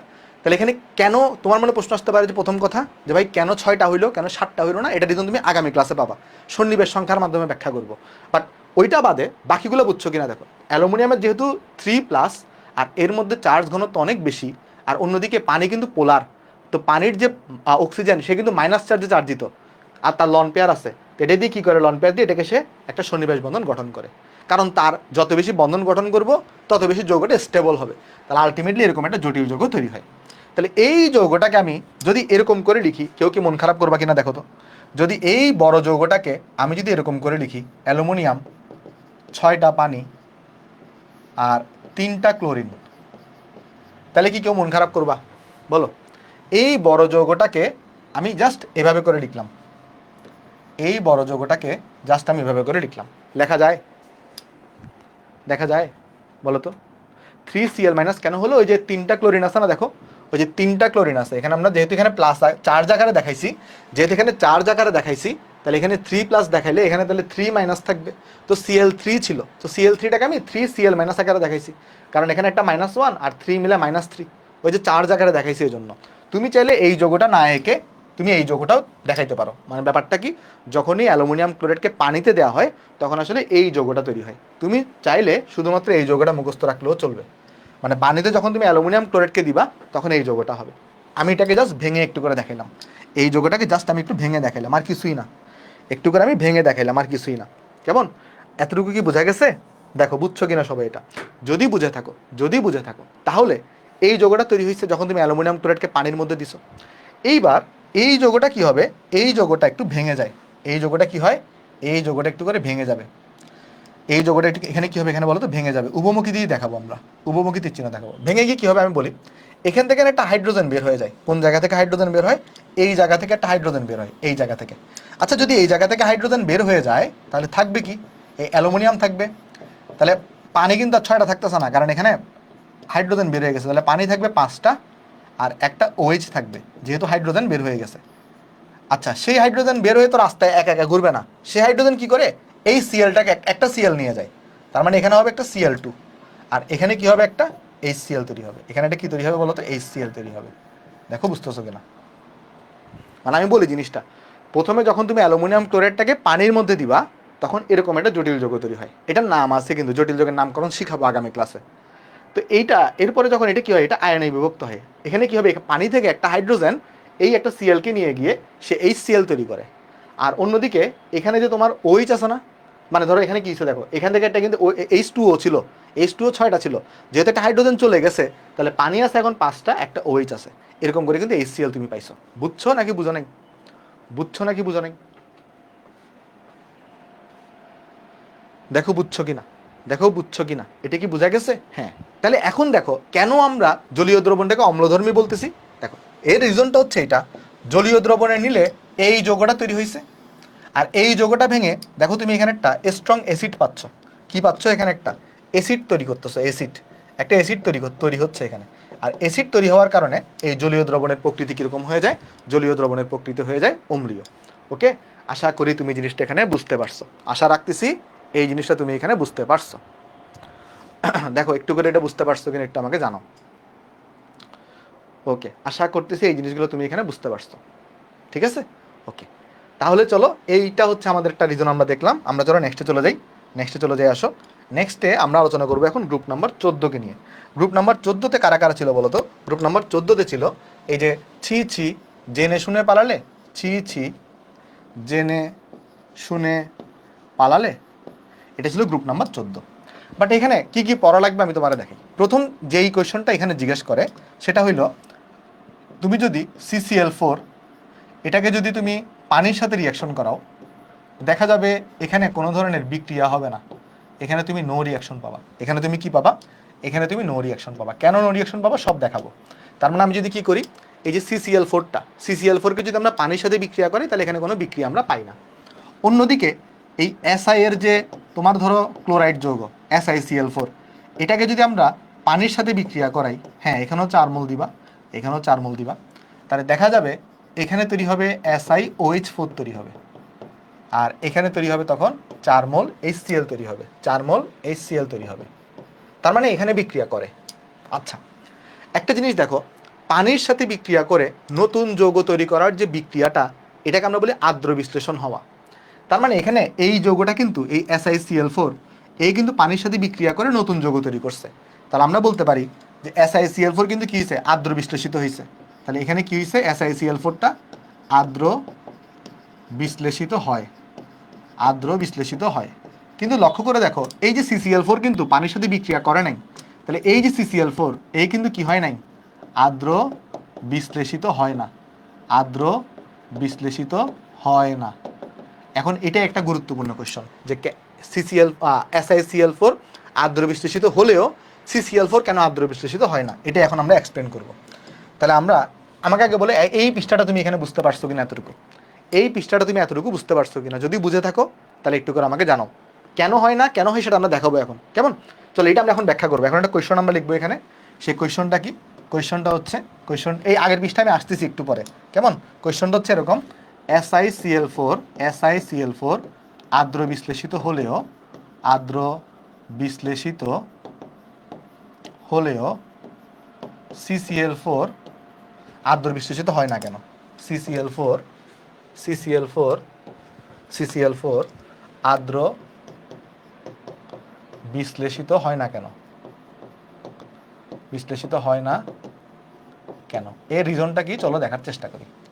আমাকে একটু করে বলো তো, তুমি যদি কার্বন লক্ষ্য করো, কার্বন হচ্ছে 6 হয়ে থাকে, তাহলে এটার যদি ইলেকট্রন বিন্যাস করি তাহলে 1s2, তারপরে ধরো 2s2, তারপর ধরো 2p2। অন্যদিকে সিলিকনটা যদি করি তাহলে সিলিকন হচ্ছে 14, তাহলে এখানে দেখবা 1s2, 2s2, 2p6, 3s2, 3p2 হয়ে থাকে। তুমি বলো তো কার্বনে কি 2d এটার অস্তিত্ব আছে? 2ডির কি অস্তিত্ব থাকে কার্বনে? কার্বনে কি 2ডি এটার অস্তিত্ব থাকে? না, আনসার হচ্ছে না। তাহলে কার্বনে কিন্তু ডি অরবিটালে কিন্তু কি নাই, অস্তিত্ব নাই। তাহলে ডি অরবিটালে যদি অস্তিত্ব না থাকে তাহলে এখানে মানে ধরো কোন ইলেকট্রনকে উত্তেজিত, এখানে কি ফাঁকা ডি অরবিটাল থাকে? না। তাহলে কার্বনের ক্ষেত্রে কি থাকে না? কার্বনে ফাঁকা ডি অরবিটাল, ফাঁকা ডি অরবিটাল নাই, বা বেসিক্যালি ফাঁকা অরবিটালই নেই। বেসিক্যালি কি নাই? ফাঁকা অরবিটালই নেই কার্বনের বেলায়। অন্যদিকে লক্ষ্য করে দেখো, সিলিকনে কিন্তু 3D এর অস্তিত্ব আছে। হ্যাঁ, এখানে কোনো ইলেকট্রন নাই, বাট 3D এর কিন্তু অস্তিত্ব আছে। তাহলে এখানে আমার কি থাকবে? ফাঁকা ডি অরবিটাল আছে। এই জায়গায় কি থাকবে? ফাঁকা ডি অরবিটাল আছে, ফাঁকা ডি অরবিটাল আছে। আচ্ছা, এইবার একটু করে লক্ষ্য করে দেখো, আমাকে তুমি একটু করে বলো যে কার্বন সর্বোচ্চ কয়টা ইলেকট্রন গ্রহণ করতে পারবে? কেউ বলতে পারবা? কার্বন সর্বোচ্চ কয়টা ইলেকট্রন গ্রহণ করতে পারবে? তাহলে কার্বনের যোজ্যতা স্তর হচ্ছে 2, তাহলে তার মধ্যে অলরেডি 2টা ইলেকট্রন আছে, এখানে 2টা, এখানে 2টা, 4টে ইলেকট্রন আছে। তাহলে সে সর্বোচ্চ 4টে ইলেকট্রন গ্রহণ করতে পারবে। কিন্তু তুমি লক্ষ্য করে দেখো সিলিকন সর্বোচ্চ কয়টা ইলেকট্রন গ্রহণ করতে পারবে? সিলিকন সর্বোচ্চ কয়টা ইলেকট্রন গ্রহণ করতে পারবে? দেখো এখানে পারবে 10টা, এখানে পারবে 4টা, তাই না? তাহলে 14টা। এই কারণে সিলিকনের যেহেতু ডি অরবিটাল আছে, তাহলে তার কিন্তু অষ্টক সম্প্রসারণ সম্ভব। অষ্টক সম্প্রসারণ মানে কি? 8-এর বেশি ইলেকট্রন গ্রহণ করার ক্যাপাবিলিটি। তাহলে এখানে সিলিকনের ক্ষেত্রে যেহেতু ডি অরবিটাল আছে, ফাঁকা ডি অরবিটাল আছে, যেহেতু ফাঁকা ডি অরবিটাল আছে, তাহলে এখানে কি ঘটে? অষ্টক সম্প্রসারণ ঘটে। তাহলে সিলিকনের ক্ষেত্রে কি ঘটে? এখানে কি ঘটবে? 8-এর বেশি ইলেকট্রন থাকতে পারবে, তার মানে এখানে অষ্টক সম্প্রসারণ ঘটে। এখানে অষ্টক সম্প্রসারণ ঘটে। কিন্তু আমার এই যে এটার ক্ষেত্রে কি ফাঁকা ডি অরবিটাল নাই, তাহলে এখানে অষ্টক সম্প্রসারণ ঘটে না। এখানে অষ্টক সম্প্রসারণ ঘটে না। এটা কি সবাই বুঝতে পারছি অষ্টক সম্প্রসারণের বিষয়টা? বলো তো একটু করে, অষ্টক সম্প্রসারণটা কি বুঝতে পারছো? অষ্টক সম্প্রসারণ মানে কি? 8-এর বেশি ইলেকট্রন থাকা। তো বলো তো এই যে কার্বনের বেলায় কি যোজ্যতা স্তরে 8-এর বেশি ইলেকট্রন থাকা পসিবল? আনসার হচ্ছে না। কিন্তু সিলিকনে কি যোজ্যতা স্তরে 8-এর বেশি ইলেকট্রন থাকা পসিবল? হ্যাঁ পসিবল, কারণ এখানে ফাঁকা ডি অরবিটাল আছে, তাহলে এখানে 8-এর বেশি ইলেকট্রন থাকতে পারে। তাহলে এইখানে কি হয় বলতো? এই জন্য অষ্টক সম্প্রসারণ ঘটে। আচ্ছা, এইবার চলো তাহলে আমরা দেখি এই অষ্টক সম্প্রসারণের সাথে আর্দ্র বিশ্লেষণের রিলেশনটা কি, চলো দেখার চেষ্টা করি। আমরা চলো সিলিকনটা একটু করে বুঝাই। দেখো এই যে সিলিকনের টেট্রাক্লোরাইডের যে আর্দ্র বিশ্লেষণ, এটা 4 ধাপে ঘটে। কয় ধাপে ঘটে? 4 ধাপে ঘটে। চলো ধাপগুলো দেখার চেষ্টা করি। ধাপ 1, ধাপ 1-এ কি হয় চলো দেখার চেষ্টা করি। আচ্ছা, আমি যদি এই যে সিলিকন টেট্রাক্লোরাইড, এটাকে চাইলে এভাবে আঁকতে পারি। দেখো কীভাবে আঁকতে পারি। এই যে ধরো সিলিকনকে আমরা এখানে দিলাম, ধরো একটা ক্লোরিনকে এখানে দিলাম, একটা ক্লোরিনকে ধরো এখানে দিলাম, একটা ক্লোরিনকে ধরো যাক এখানে দিলাম, একটা ক্লোরিনকে ধরে এই জায়গায় দিলাম। এখন আমরা সবাই জানি, বলো তো ক্লোরিনে কয়টা করে লন পেয়ার থাকে? ক্লোরিনে কয়টা করে লন পেয়ার থাকে? ক্লোরিনে কেউ জানো? ক্লোরিনে কয়টা করে লন পেয়ার থাকবে? দেখো ক্লোরিনের ভ্যালেন্স ইলেকট্রন থাকে 7টা। ক্লোরিনে ভ্যালেন্স ইলেকট্রন থাকে 7টা, একটা সে এখানে দিয়ে দিছে, তাহলে আর ভ্যালেন্স ইলেকট্রন বাকি আছে 6টা। তাহলে লন পেয়ার থাকবে 3টা।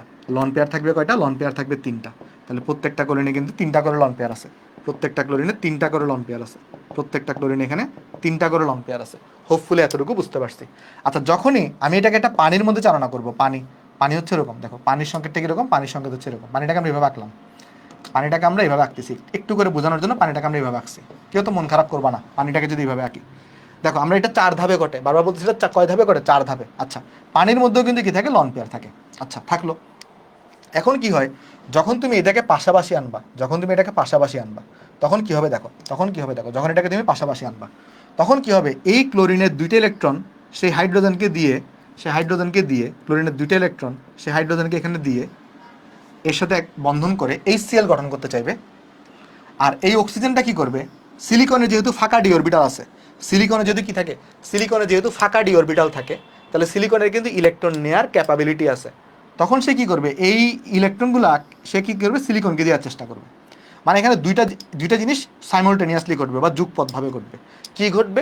চলো আমি একটা বিক্রিয়া মধ্যক দেখাই আসো। বিক্রিয়া মধ্যক মানে কি দেখো, এই যে দেখো এখানে এটা দুইটা ঘটনা করতেছে। সিলিকন, এই ক্লোরিনগুলো কিন্তু কোনো ধরনের কিছু হচ্ছে না, এই ক্লোরিনগুলো যেমন আছে তেমনই থাকবে, এই ক্লোরিনগুলো যেমন আছে তেমনই থাকবে। বাট এই ক্লোরিনটা কি করবে, এই একটা লন পেয়ারকে সে কিন্তু কন্টিনিউয়াসলি কাকে দিচ্ছে? হাইড্রোজেনকে দিচ্ছে। আর অন্যদিকে এখানে যে অক্সিজেন দেখতেছো, এই অক্সিজেন তার একটা লন পেয়ারকে সে কিন্তু কার সাথে এখানে বন্ধন করাচ্ছে বলতো? সিলিকনের সাথে বন্ধন করাবে। মানে এখানে বন্ধনে ভাঙা গড়া চলতে থাকবে। এখানে বন্ধনে কি চলতে থাকবে? এখানে বন্ধনের ভাঙা গড়া চলতে থাকবে। মানে জিনিসটা বুঝো, ক্লোরিন কি করবে? এই দুটো ইলেকট্রনকে হাইড্রোজেনের সাথে দিয়ে সে মুক্ত হওয়ার চেষ্টা করবে সিলিকন থেকে। আর অন্যদিকে অক্সিজেনটা এই দুটো ইলেকট্রনকে সিলিকনকে দিয়ে সেখানে সিলিকনের সাথে যুক্ত হওয়ার চেষ্টা করবে। তার মানে এখানে একটা বন্ধন ভাঙা করা চলতেছে, বুঝতে পারছো? তার মানে এটাকে আমরা বলি বিক্রিয়া মধ্যক। এই যে পুরো সিস্টেম দেখতেছো, এই পুরো সিস্টেমটা, এই পুরো যৌগটা, এটাকে আমরা কি বলি? এটাকে আমরা বলি বিক্রিয়া মধ্যক। এটাকে বলা হয় বিক্রিয়া মধ্যক। বিক্রিয়া মধ্যক, এটাকে বলে বিক্রিয়া মধ্যক। এরকম। আচ্ছা, এই যে ভাঙা গড়া চলতেছে, এই ভাঙা গড়াটা কি তোমরা বুঝতে পারছো সবাই? একটু করে আমাকে জানাও তো, যে ভাঙা গড়াটা সবাই বুঝতে পারছো কিনা? ভাঙা গড়া, এখানে যে একটা ভাঙা গড়া চলতেছে, এই ভাঙা গড়াটা কি সবাই বুঝতে পারছি আমরা? এখানে যে একটা ভাঙা গড়া চলতেছে, এই ভাঙা গড়াটা কি সবাই বুঝতে পারতেছি আমরা? ভাঙা গড়াটা কি সবাই বুঝতে পারতেছি আমরা? ওকে, তাহলে এখন কি হবে এরপরে? এরপরে যেটা হবে দেখো, এরপরে তো সোজা জিনিস, এরপর দেখো সোজা জিনিস। এরপর কি হবে? এরপর এই যে সিলিকনটা, এখানে সিএল আছে, এখানে সিএল আছে, এখানে সিএল আছে, তাহলে এই ওইচটা তাহলে এই সিলিকনের সাথে বন্ধন গঠন করে ফেলবে। ওইচটা সিলিকনের সাথে বন্ধন গঠন করে ফেলবে। আর এখানে এর সাথে সাথে এখানে HCl তৈরি হয়ে যাবে, এখানে HCl তৈরি হয়ে যাবে। তাহলে ধাপ 1-এ এই ঘটনাটা ঘটলো, বুঝতে পারছি আমরা? তাহলে ধাপ 1-এ এই ঘটনাটা ঘটলো। এখানে কয়েকটা পয়েন্ট একটু ইম্পর্ট্যান্ট আছে, কয়েকটা পয়েন্ট একটু ইম্পর্ট্যান্ট আছে। দেখো, বলো তো, বিক্রিয়া মধ্যকটাকে কি কখনো চোখে দেখা যায়? বিক্রিয়া মধ্যক কি কখনো চোখে দেখা যায়? চোখে সবসময় তুমি ইনিশিয়াল প্রোডাক্ট আর ফাইনাল প্রোডাক্ট দেখবা, বিক্রিয়া মধ্যককে কখনো চোখে দেখা যায় না। বাট আমরা ধরে নিছি কি বলতো, এরকম একটা ঘটনা ঘটছে, এই বন্ধন ভাঙা গড়াটাকে এভাবে ঘটছে যেন আমরা বিক্রিয়া মধ্যক আকারে কিছু দেখাই। মানে এটা জাস্ট আমাদের নিজেদের ক্যালকুলেশনের সুবিধার জন্য, বুঝতে পারছো? আর কিছুই না। তাহলে এইভাবে করে কিন্তু প্রথম ধাপে এই ঘটনাটা এখানে ঘটলো। এবার আসো ধাপ 2। তাহলে এইটা কি সবাই বুঝতে পারছে? আমরা নেক্সট ধাপে যাবো। এটাকে আমরা সবাই বুঝতে পারছি, আমরা নেক্সট ধাপে যাবো। নেক্সট ধাপে যাই, নেক্সট ধাপে যাই, নেক্সট ধাপে যাই। হ্যাঁ, নেক্সট ধাপে যাই, চলো কেমন? ওকে, চলো নেক্সট ধাপে যাই। নেক্সট ধাপ দেখো, ধাপ নাম্বার 2। ধাপ নাম্বার 2 দেখো, আমরা এখন দেখবো ধাপ নাম্বার 2। ধাপ 2, ধাপ 2-এ কী হবে? ধাপ 2 হবে, তাহলে দেখো এই যে প্রথম ধাপে তো এরকম হয়েছে, এখানে সিএল, তারপর এখানে তোমার এখানে ধরো সিএল, এখানে ধরো তোমার সিএল। সেকেন্ড ধাপও সেম ঘটনা ঘটবে, এখানে অক্সিজেন থাকবে, হাইড্রোজেন থাকবে, এখানে হাইড্রোজেন থাকবে। ধরো আমি একটা কাজ করি, অক্সিজেনকে এখানে দিই, হাইড্রোজেনটাকে এখানে দেখাই, এই হাইড্রোজেনটাকে এখানে দেখাই, এখানে লন পেয়ার আছে। তাহলে এখানে কী হবে দেখো, এখানে যেই ঘটনাটা ঘটবে, এই যে বিক্রিয়া মধ্যকটাকে তুমি আবার দেখাবা, তাহলে এখানে কী হবে? SI, তাহলে এখানে সিএল, এখানে দেখো সিএল, এখানে তো OH আছে, আর এখানে তো সিএল আছে। তাহলে এই ইলেকট্রনটাকে কি করবে? এই হাইড্রোজেনকে দেওয়ার চেষ্টা করবে, ইলেকট্রনটাকে এখানে এই হাইড্রোজেনটাকে দেওয়ার চেষ্টা করবে। অন্যদিকে এখানে যে অক্সিজেন আছে সে তার লন পেয়ারকে এখানে এই সিলিকনকে দেওয়ার চেষ্টা করবে, আর এখানে হাইড্রোজেন আছে। তাহলে এটা বিক্রিয়া মধ্যক। তাহলে এরপরে কী হবে ফার্দার? এরপরে গিয়ে হবে যেটা, সেটা হচ্ছে দেখো, এটা তো বিক্রিয়া মধ্যক। আর এরপরে গিয়ে এখানে সিলিকন, এখানে একটা OH চলে আসবে, এই জায়গায় একটা OH চলে আসবে, এই জায়গায় একটা OH চলে আসবে, এই জায়গায় একটা OH চলে আসবে। আর এখানে আরেকটা, সরি ভুল করছো তো, এখানে সিএল, এখানে সিএল। সেকেন্ড ধাপে এখানে সিএল। হ্যাঁ, ধাপ নাম্বার 4-এ গিয়ে এটা হবে, যে যোগটা দেখালাম সেটা ধাপ নাম্বার 4-এ গিয়ে হবে। তাহলে এখানে একটা HCl তৈরি হবে। দেখো এটা বোঝা গেছে কিনা? ধাপ নাম্বার 2 কি বুঝতে পারছি আমরা সবাই? ধাপ নাম্বার 2 বুঝতে পারছি কিনা দেখো? তাহলে এটা হচ্ছে বিক্রিয়া মধ্যক। দেখো ধাপ নাম্বার 2 বুঝতে পারছো কিনা? তাহলে এটা হচ্ছে বিক্রিয়া মধ্যক। তাহলে একটু করে দেখো তো, প্রতি ধাপে সিলিকনের কয়টি ইলেকট্রনকে নেওয়া লাগতেছে বলো তো? প্রতি ধাপে সিলিকনের কয়টি ইলেকট্রনকে গ্রহণ করা লাগতেছে? প্রতি ধাপে 2টা করে ইলেকট্রন না? দেখো প্রত্যেকটা ধাপে সিলিকনকে 2টা করে ইলেকট্রনকে রিসিভ করতে হচ্ছে। কিন্তু তুমি বলো তাহলে 4টা ধাপে হবে। দেখো থার্ড ধাপে কি হবে? আমি আর ধাপ 3 আর ধাপ 4-কে পুরো লিখতেছি না। ধাপ 3 আর ধাপ 4 এটাকে আমি পুরো লিখতেছি না। যেমন ধাপ 3-এ কি তৈরি হবে? ধাপ 3-এ গিয়ে এরকম যৌগ তৈরি হবে। দেখো ধাপ 3-এ গিয়ে এরকম একটা যৌগ তৈরি হবে। আর ধাপ 4-এ গিয়ে, ধাপ 4 এখানে গিয়ে, আমি আর দেখাচ্ছি না ধাপ 4টা কেমন, এগুলো তুমি এগুলো লিখে ফেলবা। ধাপ 3 আর ধাপ 4 তুমি কিন্তু লিখে ফেলবা। আমি আর তোমাকে বিক্রিয়া আকারে দেখাচ্ছি না, বাট তুমি তো বুঝতেছো বিক্রিয়াটা তুমি লিখতে পারবা। তাহলে ধাপ 4-এ গিয়ে এরকম একটা যৌগ তৈরি হবে।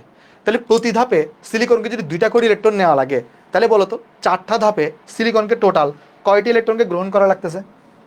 4টা ধাপে সিলিকনকে টোটাল কয়টি ইলেকট্রনকে গ্রহণ করা লাগতেছে? টোটাল 8টা ইলেকট্রন না? তাহলে এইবার তুমি এক্সপ্লেন করো, এবার তুমি বুঝো কার্বন কি 8টা ইলেকট্রনকে নিতে পারবে? যেহেতু সিলিকন আর কার্বন দুইটা সেম গ্রুপে অবস্থিত, তাহলে এর আদ্র বিশ্লেষণ যদি 4 ধাপে ঘটে, এর আদ্র বিশ্লেষণও 4 ধাপেই ঘটবে। যে যদি যদি ঘটতে হয়, তাহলে এটা যদি 4 ধাপে ঘটে, এটা যদি 4 ধাপে ঘটে, তাহলে এর আদ্র বিশ্লেষণ ঘটলেও সেটাকে কয় ধাপে হইতে হবে? 4 ধাপে হইতে হবে। কিন্তু এখানে তো 4 ধাপ করার আসলে সুযোগ নাই। কেন সুযোগ নাই? কারণ কার্বনের 8টা ইলেকট্রন নেওয়ার ক্যাপাবিলিটি নেই। তাই কিন্তু যেহেতু সিলিকনের মধ্যে অষ্টক সম্প্রসারণ ঘটে, তাই এর 8টা ইলেকট্রন নেওয়ার ক্যাপাবিলিটি আছে, এই জন্য সিলিকন আমার আদ্র বিশ্লেষিত হয়। তাহলে এটা আমরা কি মনে রাখবো? সিলিকনে, তাহলে আমরা মনে রাখবো যেখানে এরকম সিলিকনে অষ্টক সম্প্রসারণ, সিলিকন না, তুমি এখানে লিখবা SiCl4 এ, SiCl4 এ, SiCl4 এ অষ্টক সম্প্রসারণ, অষ্টক সম্প্রসারণ ঘটে, তাই এর আদ্র বিশ্লেষণ সম্ভব। বোঝা গেছে নাকি বুঝো নাই? বলো বলো, একটু বুঝছো কিনা আমাকে একটু কমেন্টে জানাও যে এই জিনিসগুলো এখানে বোঝা গেছে কিনা, এই জিনিসগুলো এখানে বোঝা গেছে কিনা। আশা করি বুঝতে পারছো। আদ্র বিশ্লেষণ থেকে 2টা পয়েন্ট একটু মনে রাখবা, আদ্র বিশ্লেষণ থেকে 2টা পয়েন্ট একটু মনে রাখবা। 1 নাম্বার পয়েন্ট, সেটা হচ্ছে দেখো এর আদ্র বিশ্লেষণ হইল না, এর আদ্র বিশ্লেষণ হইল না, এর আদ্র বিশ্লেষণ হবে। যত নিচে নামবা আদ্র বিশ্লেষণের মাত্রা তত বাড়তে থাকে। মনে রাখবা একই গ্রুপের উপর হতে নিচে গেলে, একই গ্রুপের উপর হতে নিচে গেলে এই দুটো জিনিস এমসিকিউতে তোমাকে সাহায্য করবে এবং এডমিশনে আসবে। এখন যে দুটো জিনিস লিখে দিব এগুলো তোমার সিকিউতে আসবে না, বাট এই জিনিসটা সিকিউতে আসবে, এই জিনিসটা সিকিউতে আসবে। আর সিকিউতে আসলে তোমার 4টা ধাপই তোমাকে লিখতে হবে। আমি তো 2টা ধাপ লিখে দিছি, আমি আশা রাখতেছি ধাপ 3 আর ধাপ 4 তুমি নিজে লিখতে পারবা। ওকে, আচ্ছা। তো এমসিকিউর জন্য 2টা লাইন আমি তোমাকে লিখে দিচ্ছি। একটা লাইন হচ্ছে একই গ্রুপের উপর হতে নিচে গেলে, একই গ্রুপের উপর হতে নিচে গেলে, নিচে গেলে মনে রাখবা আদ্র বিশ্লেষণের মাত্রা বাড়ে, আদ্র বিশ্লেষণের মাত্রা বাড়ে। এর মানে কি? এর মানে আমি যদি বলি আদ্র বিশ্লেষণের ক্রম করো, আদ্র বিশ্লেষণের ক্রম লিখো। কার ক্ষেত্রে ক্রম লিখবা? ধরো আমি বললাম এই যে এই 4টার ক্ষেত্রে লিখো। ধরো CCl4, এর আদ্র বিশ্লেষণ সব থেকে কম, তার থেকে বেশি কে? SiCl4, এর থেকে বেশি কি হবে? Germanium Cl4। কেমন? এরকম করে জিনিসটা বাড়তে থাকবে, এরকম করে জিনিসটা বাড়তে থাকবে। তাহলে প্রথম পয়েন্ট গেল আমার এটা। একই গ্রুপের উপর থেকে নিচে গেলে কি হবে? একই গ্রুপের উপর থেকে নিচে গেলে আদ্র বিশ্লেষণের মাত্রা তোমার এখানে বাড়তে থাকবে। আর আরেকটা টার্ম তুমি মনে রাখবা, জারণ সংখ্যা বাড়লে আদ্র বিশ্লেষণের মাত্রা বাড়ে। তাহলে মনে রাখবা আমরা এখানে জারণ সংখ্যা বাড়লে আদ্র বিশ্লেষণের মাত্রা বাড়ে। তাহলে এটা মনে রাখবো কি? জারণ সংখ্যা বাড়লে, জারণ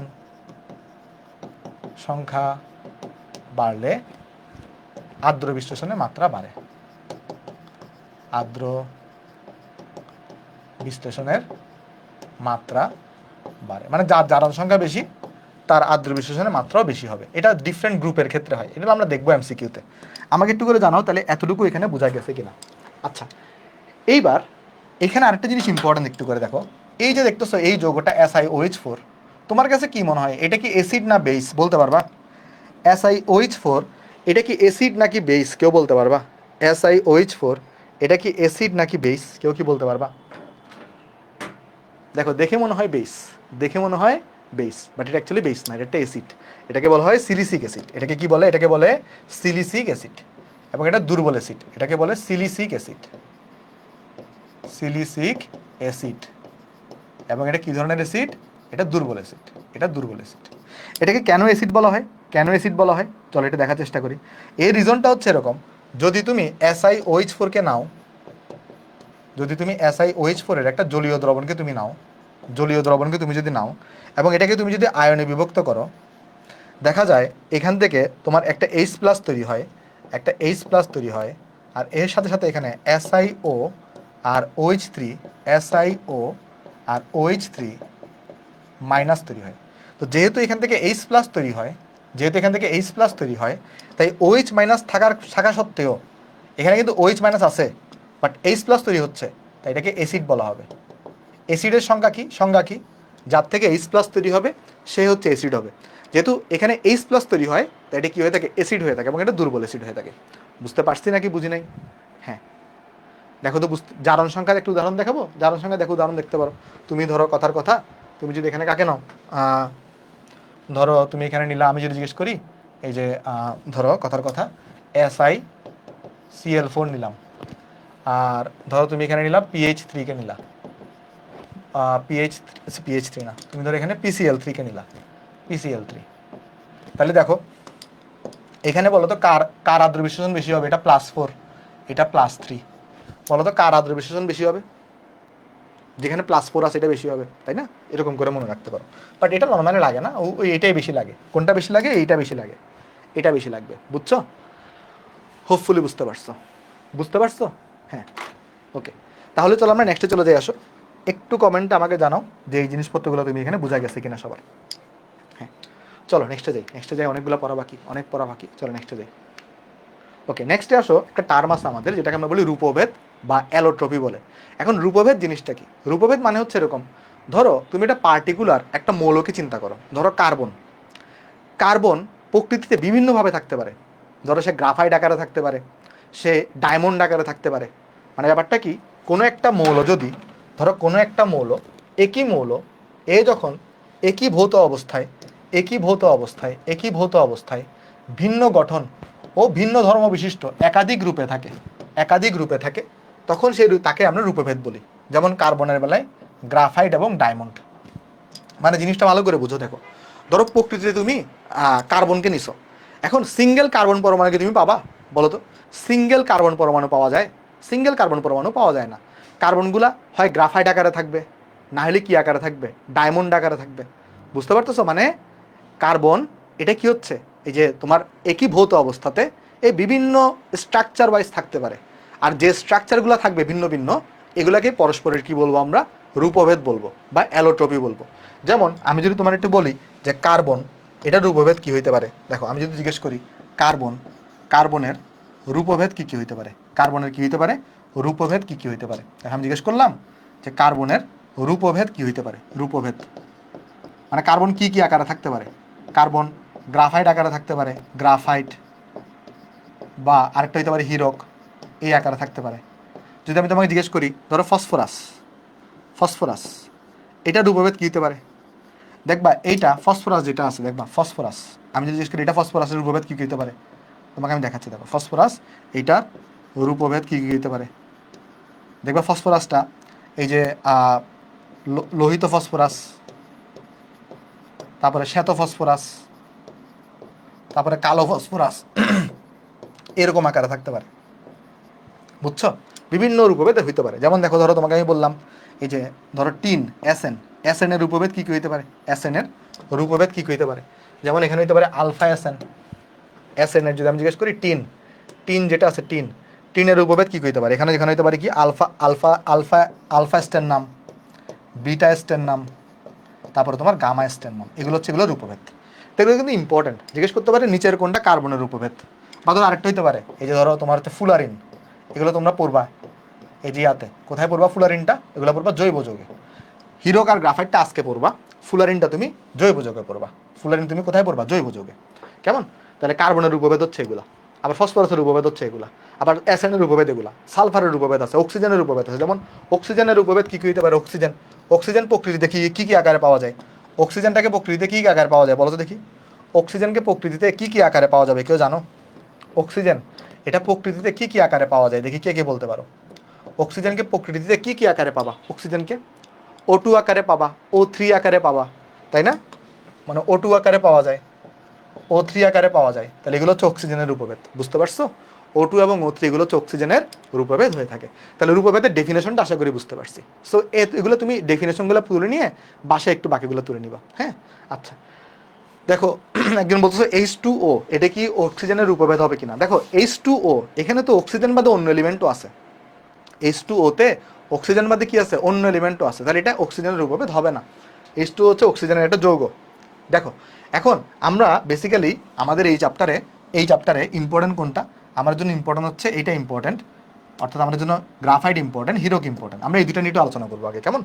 ওকে, দেখো এগুলো তোলা লাগবে না, এগুলো তুমি পরে তুমি ফ্রি টাইমে পিডিএফ দেখে দেখে নোট করবা, এগুলো এখন তোলা লাগবে না, তুমি জাস্ট একটু বুঝতে থাকো। দেখো প্রথম কথা, গ্রাফাইটে প্রতিটা কার্বন কোন সংকরায়নে সংকরায়িত? sp2 সংকরায়নে সংকরায়িত। খুবই গুরুত্বপূর্ণ, বলবে গ্রাফাইটে কার্বন কোন সংকরায়নে সংকরিত? sp2। মনে রাখবা গ্রাফাইটে হচ্ছে যে sp2 সংকরায়নে সংকরায়িত, আর হিরোকে কার্বনগুলা sp3 সংকরায়নে সংকরায়িত।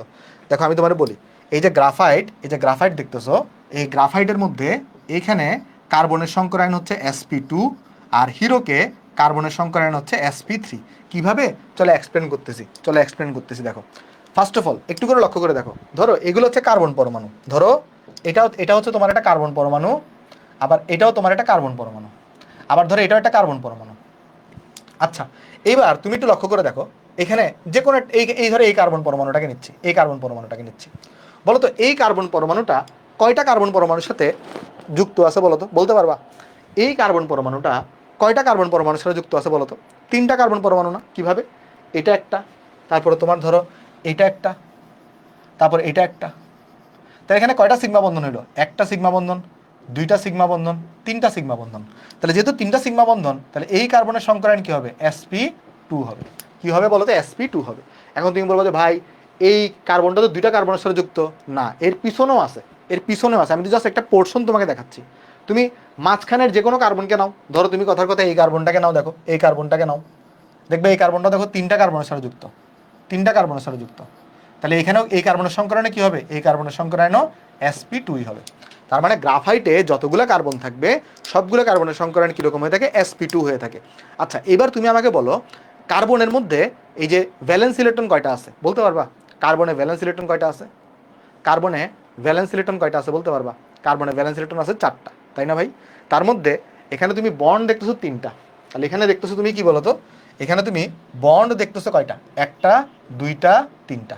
তাহলে এই কার্বনটার তো 4টা ভ্যালেন্স ইলেকট্রন আছে, তাহলে সে কয়টাকে বন্ডে কাজে লাগাইছে বলো তো? তার মধ্যে 4টা ভ্যালেন্স ইলেকট্রন আছে, তার মধ্যে সে কয়টাকে বন্ডে কাজে লাগাইছে? 3টাকে সে বন্ডে কাজে লাগাইছে। তাহলে একটা ইলেকট্রন কিন্তু ফাঁকা রয়ে গেছে, সে কিন্তু কি করবে? মুক্তভাবে চলাচল করবে। এই জন্য কি হয় বলতো? গ্রাফাইট বিদ্যুৎ পরিবহন করতে পারে। যেহেতু গ্রাফাইটে মুক্ত ইলেকট্রন থাকে, তাই গ্রাফাইট কি করতে পারে বলতো? সে কিন্তু বিদ্যুৎ পরিবহন করতে পারে। এটা মাথায় রাখবা। দেখো আরেকটা জিনিস, গ্রাফাইট কিভাবে থাকে? গ্রাফাইটে কিন্তু বেশ কিছু স্তর বিদ্যমান থাকে। ওই যে অ্যালুমিনিয়াম Al2Cl6 দেখছো না? গ্রাফাইটে দেখবে এরকম কিন্তু স্তর ওয়াইজ বিদ্যমান থাকবে কিছু। আর প্রতিটা স্তরের মধ্যে কোন বল বিদ্যমান থাকে বলতো? ভ্যান্ডার ওয়ালস বল বিদ্যমান থাকে। প্রতিটা স্তরের মধ্যে কোন বল বিদ্যমান থাকে? ভ্যান্ডার ওয়ালস বল বিদ্যমান থাকে। আর প্রতিটা স্তরগুলা ষড়ভুজ আকারে সাজানো থাকে। প্রতিটা স্তর কিভাবে সাজানো থাকে? ষড়ভুজ আকারে সাজানো থাকে। আর এখানে প্রতিটা ষড়ভুজে কার্বনের মধ্যে বন্ধন দৈর্ঘ্য হচ্ছে এত। এগুলো মেডিকেলের জন্য লাগবে। এই যে ইনফরমেশনগুলো, কোন ইনফরমেশনগুলো? এই যে আমি তোমাকে বলি, দেখো যেগুলো মেডিকেলের জন্য লাগবে আমি একটু দাগাই দিই। যেমন এই ইনফরমেশনটা মেডিকেলের জন্য লাগবে, মেডিকেল অ্যাডমিশন টেস্টের জন্য, কেমন? আর গ্রাফাইটে কি থাকে দেখো? অযুগ্ম ইলেকট্রন। ওই যে বলছি না 4টে ইলেকট্রন ছিল, তার মধ্যে 3টা না বন্ডে খরচ হয়েছে, একটা তো বাকি রয়ে গেছে। তাহলে সেটা কি করবে? সেটার কারণে কিন্তু বিদ্যুৎ পরিবহন করতে পারে। গ্রাফাইট কিন্তু কি করতে পারে? বিদ্যুৎ পরিবহন করতে পারে। আর গ্রাফাইট নমনীয় হয়ে থাকে এবং পিচ্ছিলকারক হয়ে থাকে। এটাকে আমরা লুব্রিক্যান্ট হিসেবে ব্যবহার করতে পারি। তাহলে লুব্রিক্যান্ট হিসেবে কাকে ব্যবহার করা যায়? গ্রাফাইটকে ব্যবহার করা যায়। গ্রাফাইট এবং হিরক এগুলো কিন্তু কঠিন পদার্থ হয়ে থাকে। তাহলে আমাদের লুব্রিক্যান্ট হিসেবে আমরা কাকে ব্যবহার করতে পারি? গ্রাফাইটকে ব্যবহার করতে পারি। তাহলে গ্রাফাইটের এই বৈশিষ্ট্যগুলো কি বুঝতে পারছো? কোনো বৈশিষ্ট্য না বুঝলে আমাকে বলো, কোনো বৈশিষ্ট্য না বুঝলে আমাকে জানাও। সব বৈশিষ্ট্য কি বোঝা গেছে? এগুলো তোমাকে জীবনেও কি করতে হবে না, এই যে চিত্রগুলো আঁকতে হবে না। এখান থেকে এমসিকিউ আসে, চিত্র আঁকতে হবে না, এমসিকিউ আসে। এমসিকিউতে এই পয়েন্টগুলো তোমাকে আমি দেখাই দিছি, যেগুলো ইম্পর্টেন্ট শুধু সেগুলো আমি আনছি এখানে। চলো আমরা নেক্সটে চলে যাই। এবার চলো আমরা হিরক সম্পর্কে দেখার চেষ্টা করি। হিরক কি বলতেছো ভাইয়া? অযুগ্ম কি? অযুগ্ম মানে সিঙ্গেল ইলেকট্রন। অযুগ্ম মানে কি? অযুগ্ম মানে সিঙ্গেল ইলেকট্রন। কার্বনে ভ্যালেন্স ইলেকট্রন কয়টা থাকে? 4টা থাকে। তার মধ্যে কয়টা এখানে বন্ডে খরচ হয়েছে বলো তো? এই কার্বনটা তো 4টা ইলেকট্রন আছে, তার মধ্যে এখানে কয়টা খরচ হয়েছে? দেখো 3টা খরচ হয়েছে। কেমনে? এখানে একটা বন্ড, এখানে একটা বন্ড, এখানে একটা বন্ড, প্রতিটা বন্ডে সে একটা করে দিছে, তাহলে তার খরচ হয়েছে 3টা। তাহলে আরেকটা রয়ে গেছে না? যেটা রয়ে গেছে সেটা অযুগ্ম আকারে থাকবে এবং সেটার কারণে বিদ্যুৎ পরিবহন হতে পারে গ্রাফাইটের মধ্যে। আচ্ছা, তারপর দেখো, চলো নেক্সটে যাই। নেক্সটে দেখো হিরকের ক্ষেত্রে বলো তো, হিরকের ক্ষেত্রে প্রতিটা কার্বন পরমাণু sp3 সংকরায়িত। তাহলে তুমি একটু করে বলো, এই যে দেখো হিরোকে যদি তুমি লক্ষ্য করে দেখো, এই যে একটা কার্বনকে তুমি যদি নাও, দেখবা এ আরেকটা কার্বন, আরেকটা কার্বন এবং আরেকটা কার্বন এবং আরেকটা কার্বনের সাথে যুক্ত। তার মানে হিরোকের ক্ষেত্রে কিন্তু কোন ধরনের স্ট্রাকচার দেখা যায়? sp3 সংকরায়ন, মানে এখানে চতুস্তলকীয় স্ট্রাকচার দেখা যায়। এখানে কোন ধরনের স্ট্রাকচার দেখতে পাওয়া যায়? চতুস্তলকীয় স্ট্রাকচার দেখতে পাওয়া যায়। আর এখানে বন্ধন দৈর্ঘ্যটা কত হয়ে থাকে? 0.154। কেমন? আচ্ছা, আর এখানে গলনাঙ্ক হয়ে থাকে 3600°C। আর এখানে কিন্তু কি থাকে না? অযুগ্ম ইলেকট্রন থাকে না। এই কারণে হীরক বিদ্যুৎ পরিবহন করতে পারে না। কেউ কি বলতে, আচ্ছা হিরোকে যে অযুগ্ম ইলেকট্রন থাকে না, এটা কি সবাই বুঝতে পারছি আমরা কেন থাকে না? হিরোকে যে অযুগ্ম ইলেকট্রন থাকে না, এটা কি সবাই বুঝতে পারছি আমরা? হিরোকে কারণ, very good Nafiza, very good প্রান্ত। দেখো কারণ এর রিজনটা কি? এর রিজন হচ্ছে এখানে sp3 সংকরায়নে সংকরায়িত। এটা সংকরায়ন টাইপ কি? sp3। তার মানে এখানে 4টা বন্ধন আছে, তাহলে 4টা ভ্যালেন্স ইলেকট্রন খরচ হয়ে গেছে। তো এর ফলে কিন্তু কি হয় না, এখানে তোমার এর কোনো অযুগ্ম ইলেকট্রন থাকে না। এখন চলো আমরা এখন একটু দেখার চেষ্টা করব হিরক আর গ্রাফাইটের মধ্যে পার্থক্যগুলো কি আছে। আচ্ছা, আরেকটা জিনিস দেখাইনি তোমাকে, সেটা হচ্ছে কি, তুমি যদি ধরো হিরককে নাও, ধরো তুমি হিরককে নিছো, হিরকের কি জানো? ডায়মন্ড। ধরো তুমি হিরককে নিছো, হিরকটাকে নিছো। হিরকটাকে তুমি যদি 1000°C তাপমাত্রায় উত্তপ্ত করো, হিরককে তুমি যদি কি করো 1000°C তাপমাত্রায় উত্তপ্ত করো, তাহলে আসলে সে এখানে গ্রাফাইটে পরিণত হবে। তাহলে সে কিসে পরিণত হবে? গ্রাফাইটে পরিণত হবে। এই কনভার্সনটা একটু শিখে রাখতে পারো। এগুলো মাঝে মাঝে জিজ্ঞেস করে যে হিরককে কত তাপমাত্রায় উত্তপ্ত করলে সেটা গ্রাফাইটে পরিণত হয়? 1000°C তাপমাত্রায় উত্তপ্ত করলে। ওকে, আচ্ছা। না, আমি অসুস্থতার কারণে মেগা এক্সাম 1-এর খাতা দেখতে পারি নাই, আজকে থেকে দেখার খাতা দেখতে বসবো। একটু সুস্থ লাগতেছে, এখনো কিন্তু পুরোপুরি সুস্থ হই নাই, তুমি বুঝতেছো? আচ্ছা, তাহলে চলো আমরা এখন দেখবো হিরক আর গ্রাফাইটের মধ্যে তুলনা। তো চলো আমরা তুলনা দেখতে যাই। আমরা চলো এখানে লিখবো বিষয়, কি কি বিষয় আছে। তারপর ধরো আমরা এখানে লিখবো হিরকটাকে, লিখবো এখানে হিরক, কেমন? হিরক বা ডায়মন্ড। আর এই জায়গায় লিখবো হচ্ছে আমরা গ্রাফাইটকে, গ্রাফাইট। ওকে, চলো ফার্স্ট হচ্ছে আমাদের আছে সংকরায়ন। ফার্স্টে আমরা দেখবো সংকরায়নটা। সংকরায়ন, হিরকের মধ্যে কোন ধরনের সংকরায়ন থাকে? sp3 সংকরায়ন থাকে। গ্রাফাইটে কোন ধরনের সংকরায়ন থাকে? কার্বনে sp2 সংকরায়ন থাকে। কার্বনে sp2 সংকরায়ন, এখানে sp3 সংকরায়ন। তারপর যদি যাও গঠন, গঠন, হিরকের মধ্যে কোন ধরনের গঠন থাকে? চতুস্তলকীয়, গঠন থাকে। আর গ্রাফাইটে কোন ধরনের বন্ধন থাকে? স্বরকোণীয় বা সরভুজাকার, স্বরকোণীয় বা সরভুজাকার, এই ধরনের তোমার গঠন থাকে। তারপর তুমি যদি যাও ধরো কার্বন কার্বন বন্ধন দৈর্ঘ্য, কার্বন কার্বন বন্ধন দৈর্ঘ্য হিরোকে থাকে 0.154 ন্যানোমিটার। আর গ্রাফাইটে কতটুকু থাকে? গ্রাফাইটে থাকে 0.142 ন্যানোমিটারের মতো। কেমন? 142 ন্যানোমিটারের মতো। এবার তুমি যদি দেখো গলনাঙ্ক, এই হিরকের ক্ষেত্রে গলনাঙ্ক হয়ে থাকে 3600°C। কিন্তু গ্রাফাইটে যেহেতু স্তর বাই স্তর থাকে, তাই এটা বিশাল ক্যালাসের মধ্যে স্ট্রাকচার তৈরি হয়। এই কারণে কি হয় বলতো? এটা গলনাঙ্ক বেড়ে যায়। এটা গলনাঙ্ক বেড়ে 3730°C মতো হয়ে থাকে। কত হয়? 3730°C। এবার যদি দেখি বিদ্যুৎ পরিবাহিতা, বিদ্যুৎ পরিবাহিতা, আর আরেকটা আছে তাপ পরিবাহিতা, দেখো হিরক, তার মধ্যে কিন্তু সিঙ্গেল ইলেকট্রন থাকে না, তাহলে বিদ্যুৎ পরিবহন করে না।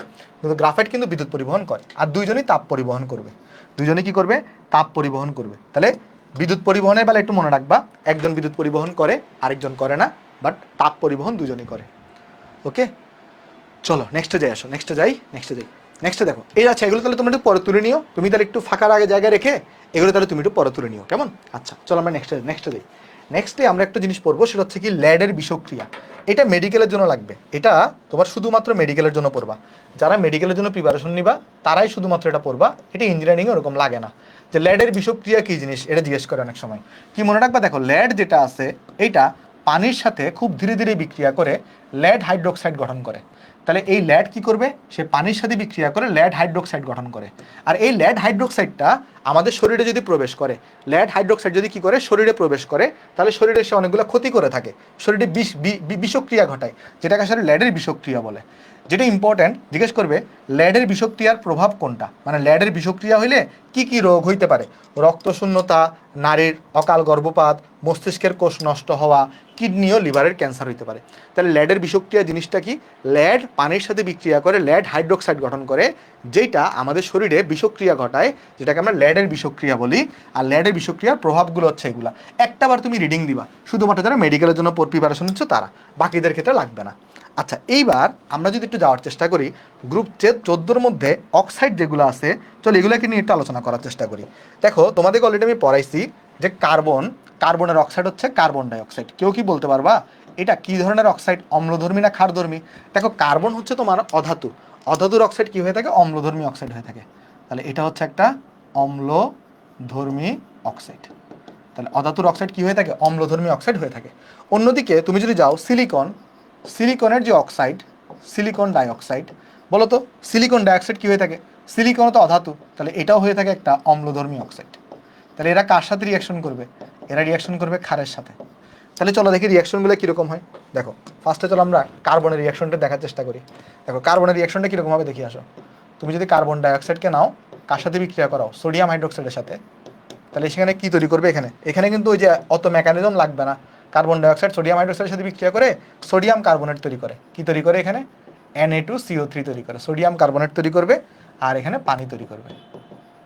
বুঝছো? এখানে তুমি সমতা করার জন্য 2 মোল দিতে পারো।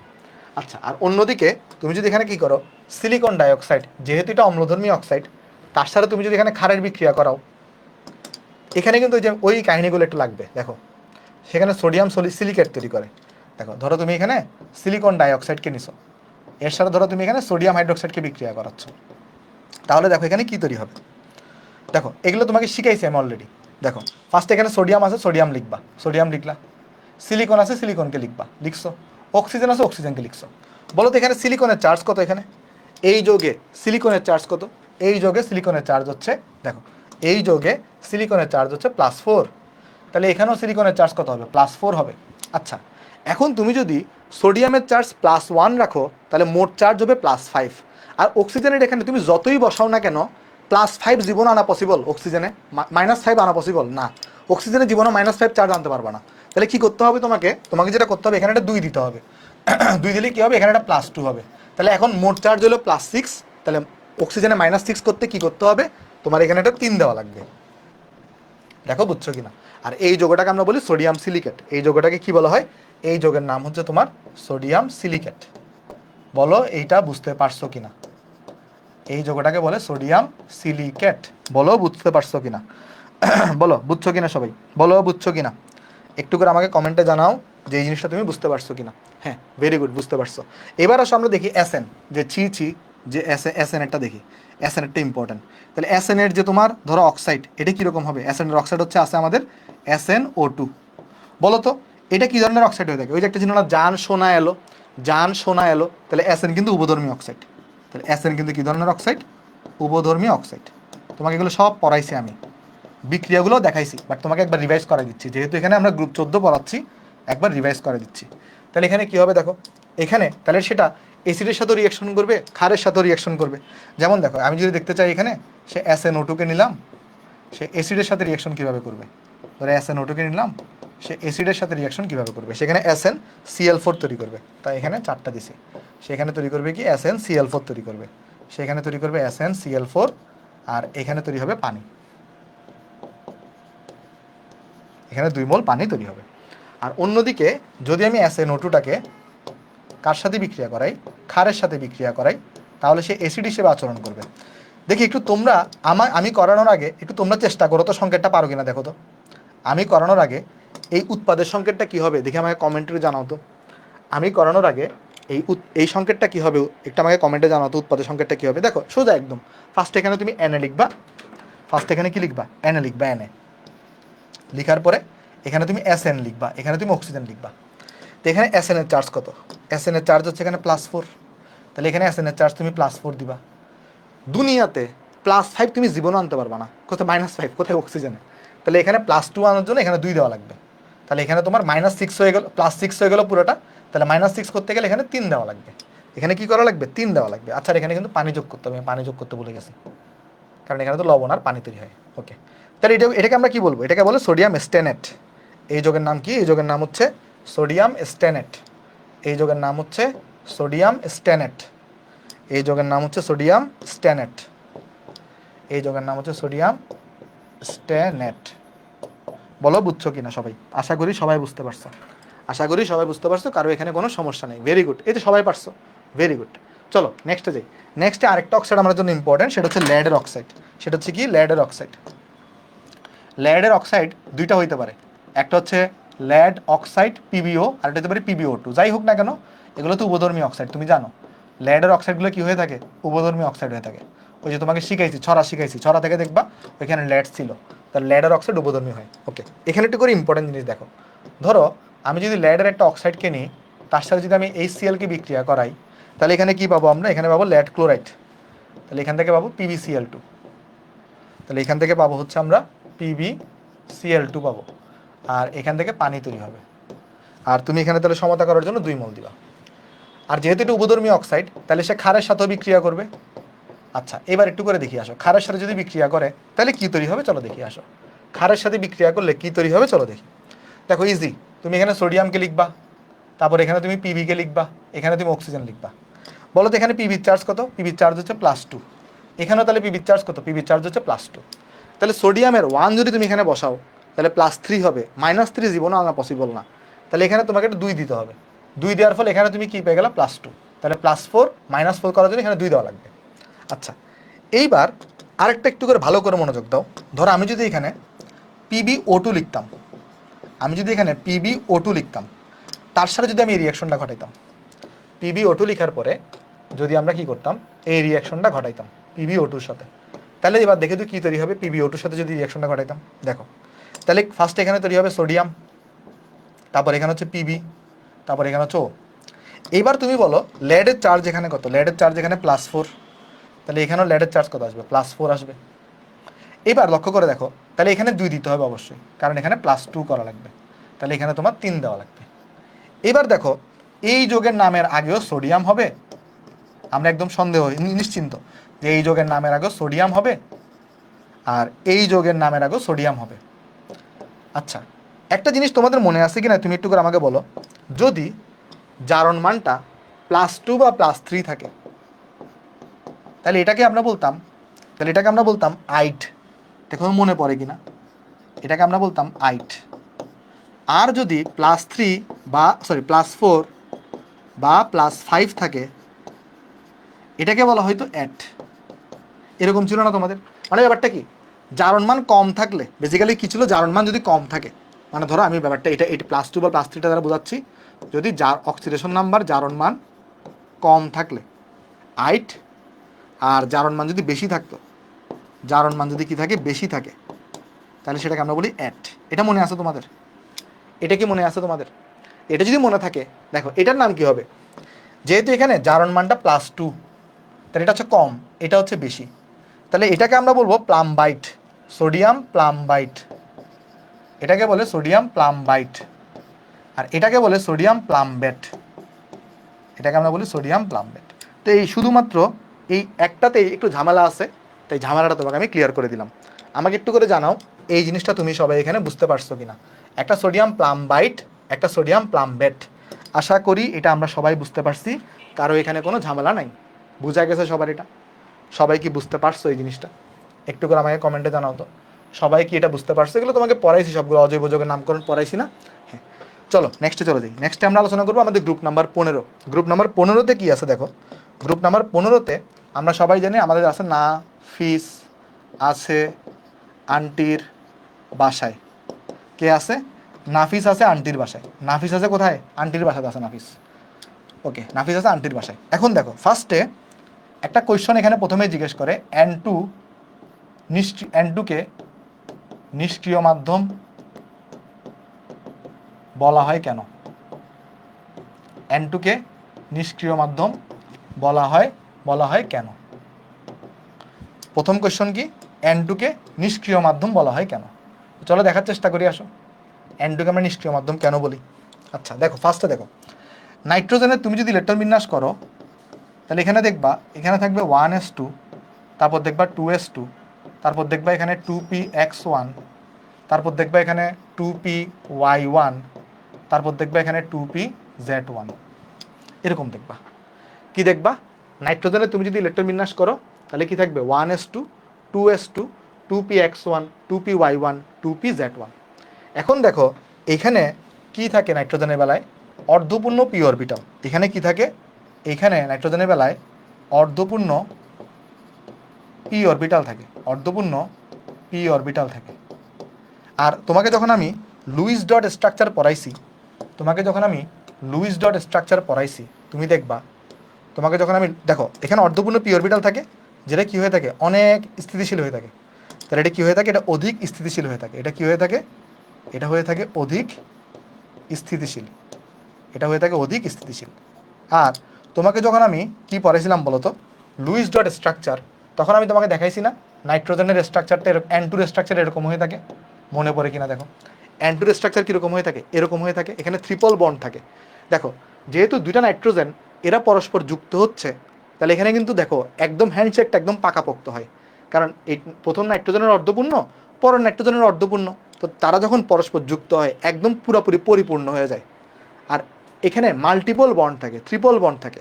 আর ট্রিপল বন্ড থাকার কারণে এখানে বন্ধন শক্তির মান অনেক বেশি হয়, ফলে নাইট্রোজেনটাকে ভাঙা অনেক কষ্টকর। এই কারণে নাইট্রোজেনটা কারোর সাথে বিক্রিয়া করতে চায় না, N2 কি করতে চায় না, কারোর সাথে বিক্রিয়া করতে চায় না। এই জন্য N2কে আমরা নিষ্ক্রিয় মাধ্যম বলে থাকি। আর এটাও আমরা বলি নিষ্ক্রিয় গ্যাসের পরে সব থেকে নিষ্ক্রিয় অবস্থায় থাকে N2। বোঝা গেছে জিনিসটা? তাহলে দেখো আমরা এখানে কি বলতে পারি, এই যে এখানে নাইট্রোজেন নাইট্রোজেন বন্ধন শক্তির মান অনেক বেশি, নাইট্রোজেন নাইট্রোজেন বন্ধন শক্তির মান অনেক বেশি, প্রায় 945 কিলোজুল পার মোলের মতো।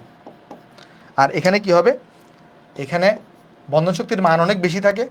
আর এর ফলে কি হয়, এটি নিষ্ক্রিয় হয়ে থাকে, কারোর সাথে বিক্রিয়া করতে চায় না সহজে। এই কারণে এটাকে আমরা কি করতে পারি, নিষ্ক্রিয় মাধ্যম হিসেবে আমরা ব্যবহার করতে পারি। আশা করি সবাই জিনিসটা আমরা বুঝতে পারছি। এই জন্য নাইট্রোজেনটাকে আমরা কি করতে পারি, এই জন্য নিষ্ক্রিয় গ্যাসের পরে এটাকে নিষ্ক্রিয়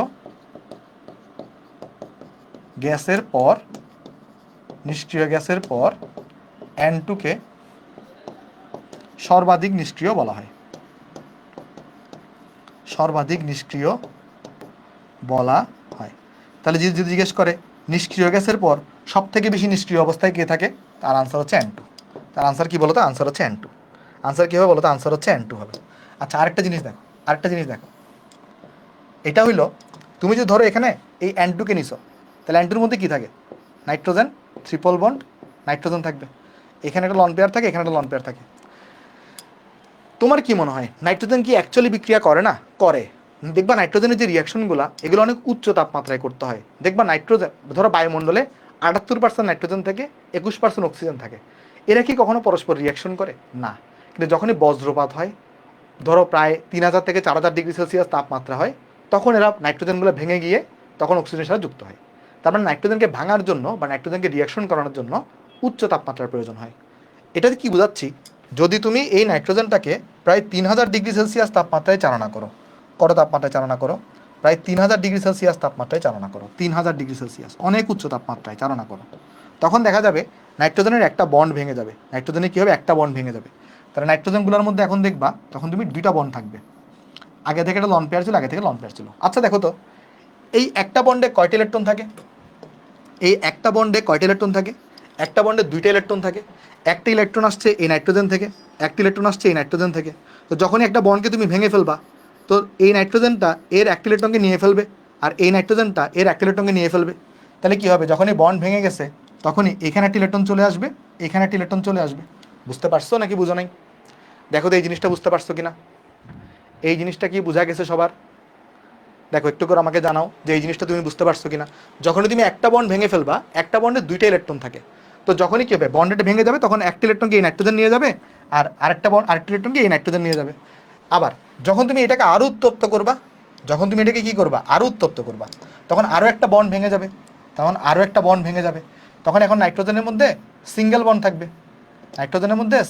থাকবে, আরও একটা বন্ড ভেঙে গিয়ে।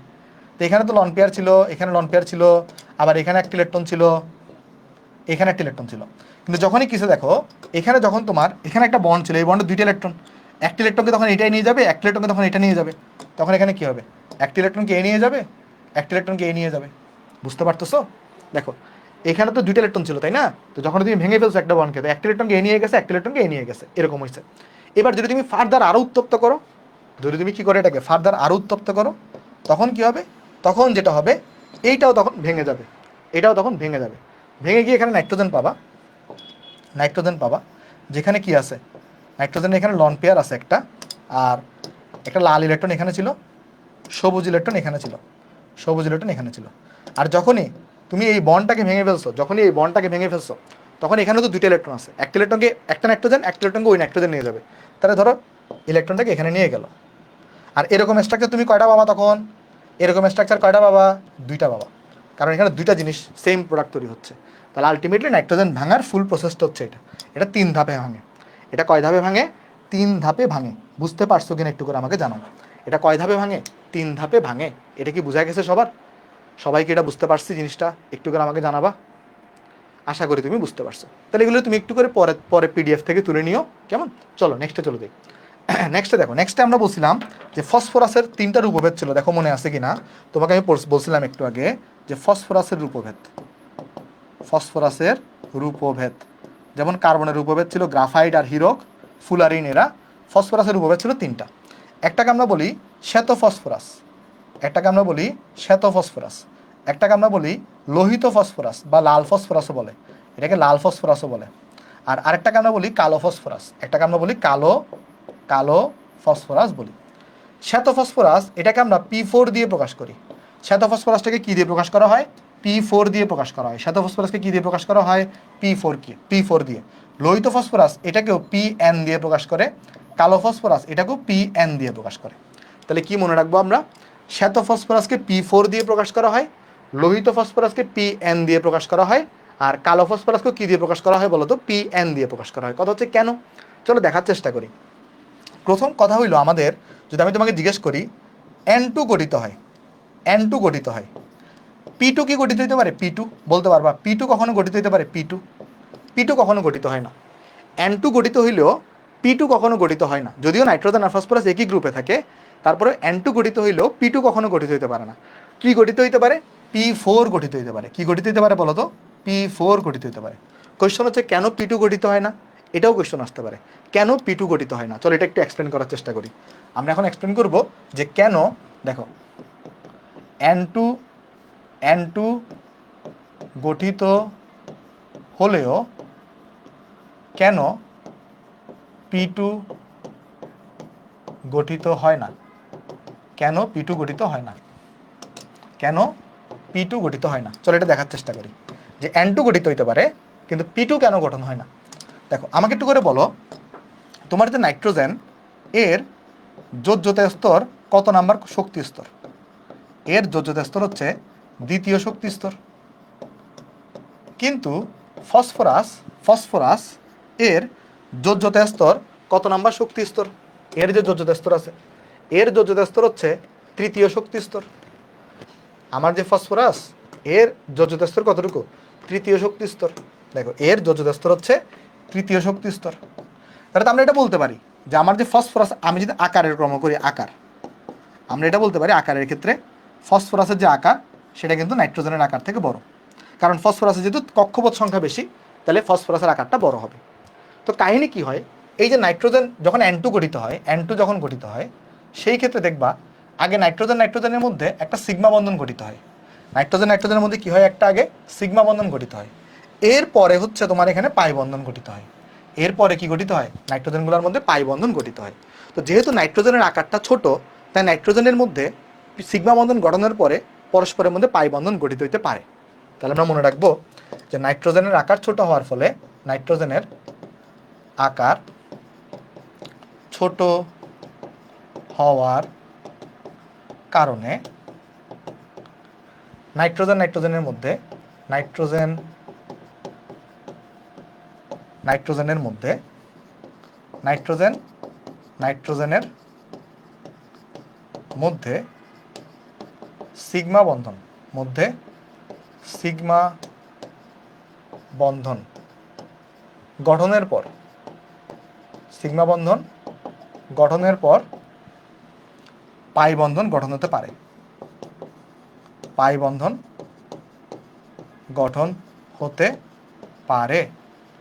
কিন্তু তুমি যে চিন্তা করো, দেখো তো, ফসফরাসের আকারটা বড় হওয়ার কারণে, ফসফরাসের আকার বড় হওয়ার কারণে, আকার যেহেতু বড়, পাই বন্ধনটা কোথায় গঠিত হয়? পাশাপাশি গঠিত হয় না? পাই বন্ধন কোথায় গঠিত হয়? পাশাপাশি গঠিত হয়। তো যখন আকার ছোট থাকে তখন তো পাশাপাশি ডিস্টেন্সটা কম থাকে, তাই এদের মধ্যে পাই বন্ধন সহজেই গঠিত হতে পারে। কিন্তু ফসফরাসের আকার তো বিশাল বড়, তাই এদের পাশাপাশি অরবিটালগুলো অনেক দূরে দূরে থাকে, তাই এদের মধ্যে কি পাশাপাশি বন্ধন গঠন হওয়া পসিবল বলো তো? তাহলে এখানে আমি বলতে পারবো এরকম যে ফসফরাসের আকার, ফসফরাসের আকার বড় হওয়ার কারণে, বড় হওয়ার কারণে phosphorus phosphorus phosphorus phosphorus sigma বন্ধন গঠনের পর, সিগমা এর মধ্যে সিগমা বন্ধন গঠনের পর, এর মধ্যে সিগমা বন্ধন গঠনের পর পাই বন্ধন গঠন করতে পারে না। পাই বন্ধন আকার বড় হওয়ার কারণে পাই বন্ধন গঠন করতে পারে না। আমাকে একটু করে আগে জানাও যে তুমি এটা বুঝতে পারছো কিনা যে ফসফরাসগুলো কেন পাই বন্ধন গঠন করতে পারে না, ফসফরাসগুলো কেন পাই বন্ধন গঠন করতে পারে না, এটা কি বুঝতে পারছো কিনা? দেখো, কার্বন C2 আকারে থাকে না, কার্বনগুলো গ্রাফাইট অথবা হিরোক আকারে থাকে, আর এখানে মাল্টিপল কার্বন থাকে, CN আকারে থাকে। বুঝতে পারছো? আচ্ছা, আমাকে একটু করে জানাও আগে এই যে এটা বুঝতে পারতেছো কিনা। দেখো, N2 কেন গঠিত হইতে পারে? নাইট্রোজেনের আকার ছোট, তাই অরবিটালগুলো পাশাপাশি থাকে, তাই কি হয় এখানে বলো তো, সিগমা বন্ধন গঠন হওয়ার পরে পাশাপাশি পাই বন্ধন গঠন হতে পারে। কিন্তু ফসফরাসের ক্ষেত্রে প্রবলেম হচ্ছে ফসফরাসের আকার অনেক বড় হওয়ার কারণে, তাই এরা পরস্পর থেকে অনেক দূরে দূরে থাকে। আকার যেহেতু বড়, অরবিটালগুলোর আকার যেহেতু বড়, মানে তোমার যেহেতু কক্ষপথের আকার বড়, তাহলে এরা অনেক দূরে দূরে থাকবে। ধরো ফসফরাসের নিউক্লিয়াস এখানে হইলে আরেকটা ফসফরাসের নিউক্লিয়াস এখানে হবে, তো এর ফলে পাশাপাশি দূরত্বটা অনেক বেড়ে যায়। পাশাপাশি দূরত্ব বেড়ে যাওয়ার কারণে এখানের মধ্যে পাই বন্ধন গঠন দিতে পারে না। তাই ফসফরাসের মধ্যে, দুইটা ফসফরাসের মধ্যে সবসময় দেখবা তুমি সিগমা বন্ধন থাকবে। দুইটা ফসফরাসের মধ্যে সবসময় কি থাকে? সিগমা বন্ধন থাকে। তাই দেখবা যে ধরো ফসফরাস, ধরো একটা তুমি ফসফরাসকে নিছো, আরেকটা ফসফরাসকে ধরো তুমি নিছো, দেখবা এদের মধ্যে সবসময়, দেখবা ধরো এখানে একটা ফসফরাসকে নিছো তুমি, ধরো এখানে একটা ফসফরাসকে নিছো, দেখবে এদের মধ্যে সবসময় সিগমা বন্ধন থাকবে। এদের মধ্যে সবসময় কি বন্ধন থাকবে? সিগমা বন্ধন থাকবে। এখানে কখনোই কি হবে না? পাই বন্ধন গঠন হবে না। বুঝতে পারছি যে ফসফরাস কেন পাই বন্ধন গঠন করে না, বলো তো বুঝছো কিনা? ফসফরাস কেন পাই বন্ধন গঠন করে না? দুইটা ফসফরাস কেন পাই বন্ধন গঠন করে না, বুঝতে পারছো? বলো, দুইটা ফসফরাস কেন পাই বন্ধন গঠন করে না, বুঝতে পারছো? ওই ম্যাকে এক্সাম নিয়ে পড়া আলোচনা করতেছি, আগে বলো যে দুইটা ফসফরাস কেন পাই বন্ধন গঠন করে না, বুঝতে পারছো? ওকে, এইবার দেখো, বলো তো, ফসফরাসে ভ্যালেন্স ইলেকট্রন কয়টা থাকে? ফসফরাসে ভ্যালেন্স ইলেকট্রন থাকে 5টা। তাহলে এর অষ্টক পূরণের জন্য কয়টা ইলেকট্রন দরকার? 3টে ইলেকট্রন দরকার। তো 3টে ইলেকট্রনের জন্য তার কয়টা বন্ধন গঠন করতে হবে বলো তো? 3টা বন্ধন গঠন করতে হবে না? কারণ 3 জায়গা থেকে তাহলে 3টে ইলেকট্রন লাগবে। ভালো করে বুঝো, ফসফরাসে কি থাকে? ফসফরাসে 5টা ভ্যালেন্স ইলেকট্রন থাকে। তাহলে কি করতে হবে? আর ইলেকট্রন দরকার 3টা। 3টে ইলেকট্রন সে কোত্থেকে পাবে? 3টা বন্ড গঠনের মাধ্যমে পাবে। তাই দেখা যায় প্রতিটা ফসফরাস 3টা করে বন্ড গঠন করে। প্রতিটা ফসফরাস কয়টা করে বন্ড গঠন করে বলো তো? 3টা করে বন্ড গঠন করে। প্রতিটা ফসফরাস 3টা করে বন্ড গঠন করে। প্রতিটা ফসফরাস কয়টা করে বন্ড গঠন করবে বলো? প্রতিটা ফসফরাস কয়টা করে বন্ড গঠন করবে? 3টা করে। প্রতিটা ফসফরাস 3টা করে বন্ড গঠন করবে। তাহলে এই ফসফরাসটা দেখো 1 2 3টা বন্ধন গঠন করলো, এই ফসফরাস 1 2 3টা বন্ধন গঠন করলো, তাহলে এখানে একটা ফসফরাস দিবা, এখানে একটা ফসফরাস দিবা, তাহলে এইখানে দেখো একটা বন্ধন দিবা, তাহলে এটাই হচ্ছে তোমার P4 এর স্ট্রাকচার। দেখো, এটাই হচ্ছে কিসের স্ট্রাকচার? P4 এর স্ট্রাকচার। তাই ফসফরাসটা কি আকারে থাকে? ফসফরাস N2 আকারে থাকে না, ফসফরাস P4 আকারে থাকে। ফসফরাস P4 আকারে থাকে। এটাকে আমরা বলি ফসফরাসের আমাদের তোমার P4 আকারে থাকে।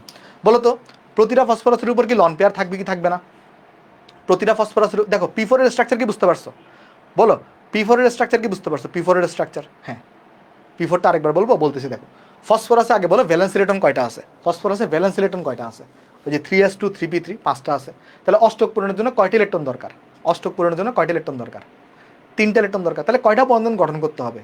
দেখো, তুমি হাইড্রোজেনের একটা ইলেকট্রন দরকার, তাই হাইড্রোজেন কয়টা বন্ধন গঠন করে? একটা বন্ধন গঠন করে। ক্লোরিনের ক্ষেত্রে 7টা ইলেকট্রন থাকে, একটা ইলেকট্রন দরকার হয়, তাই সে বন্ধন গঠন করে কয়টা? একটা। তো ফসফরাসের দরকার 3টা, তাহলে সে কয়টা বন্ধন গঠন করবে? 3টা বন্ধন গঠন করবে।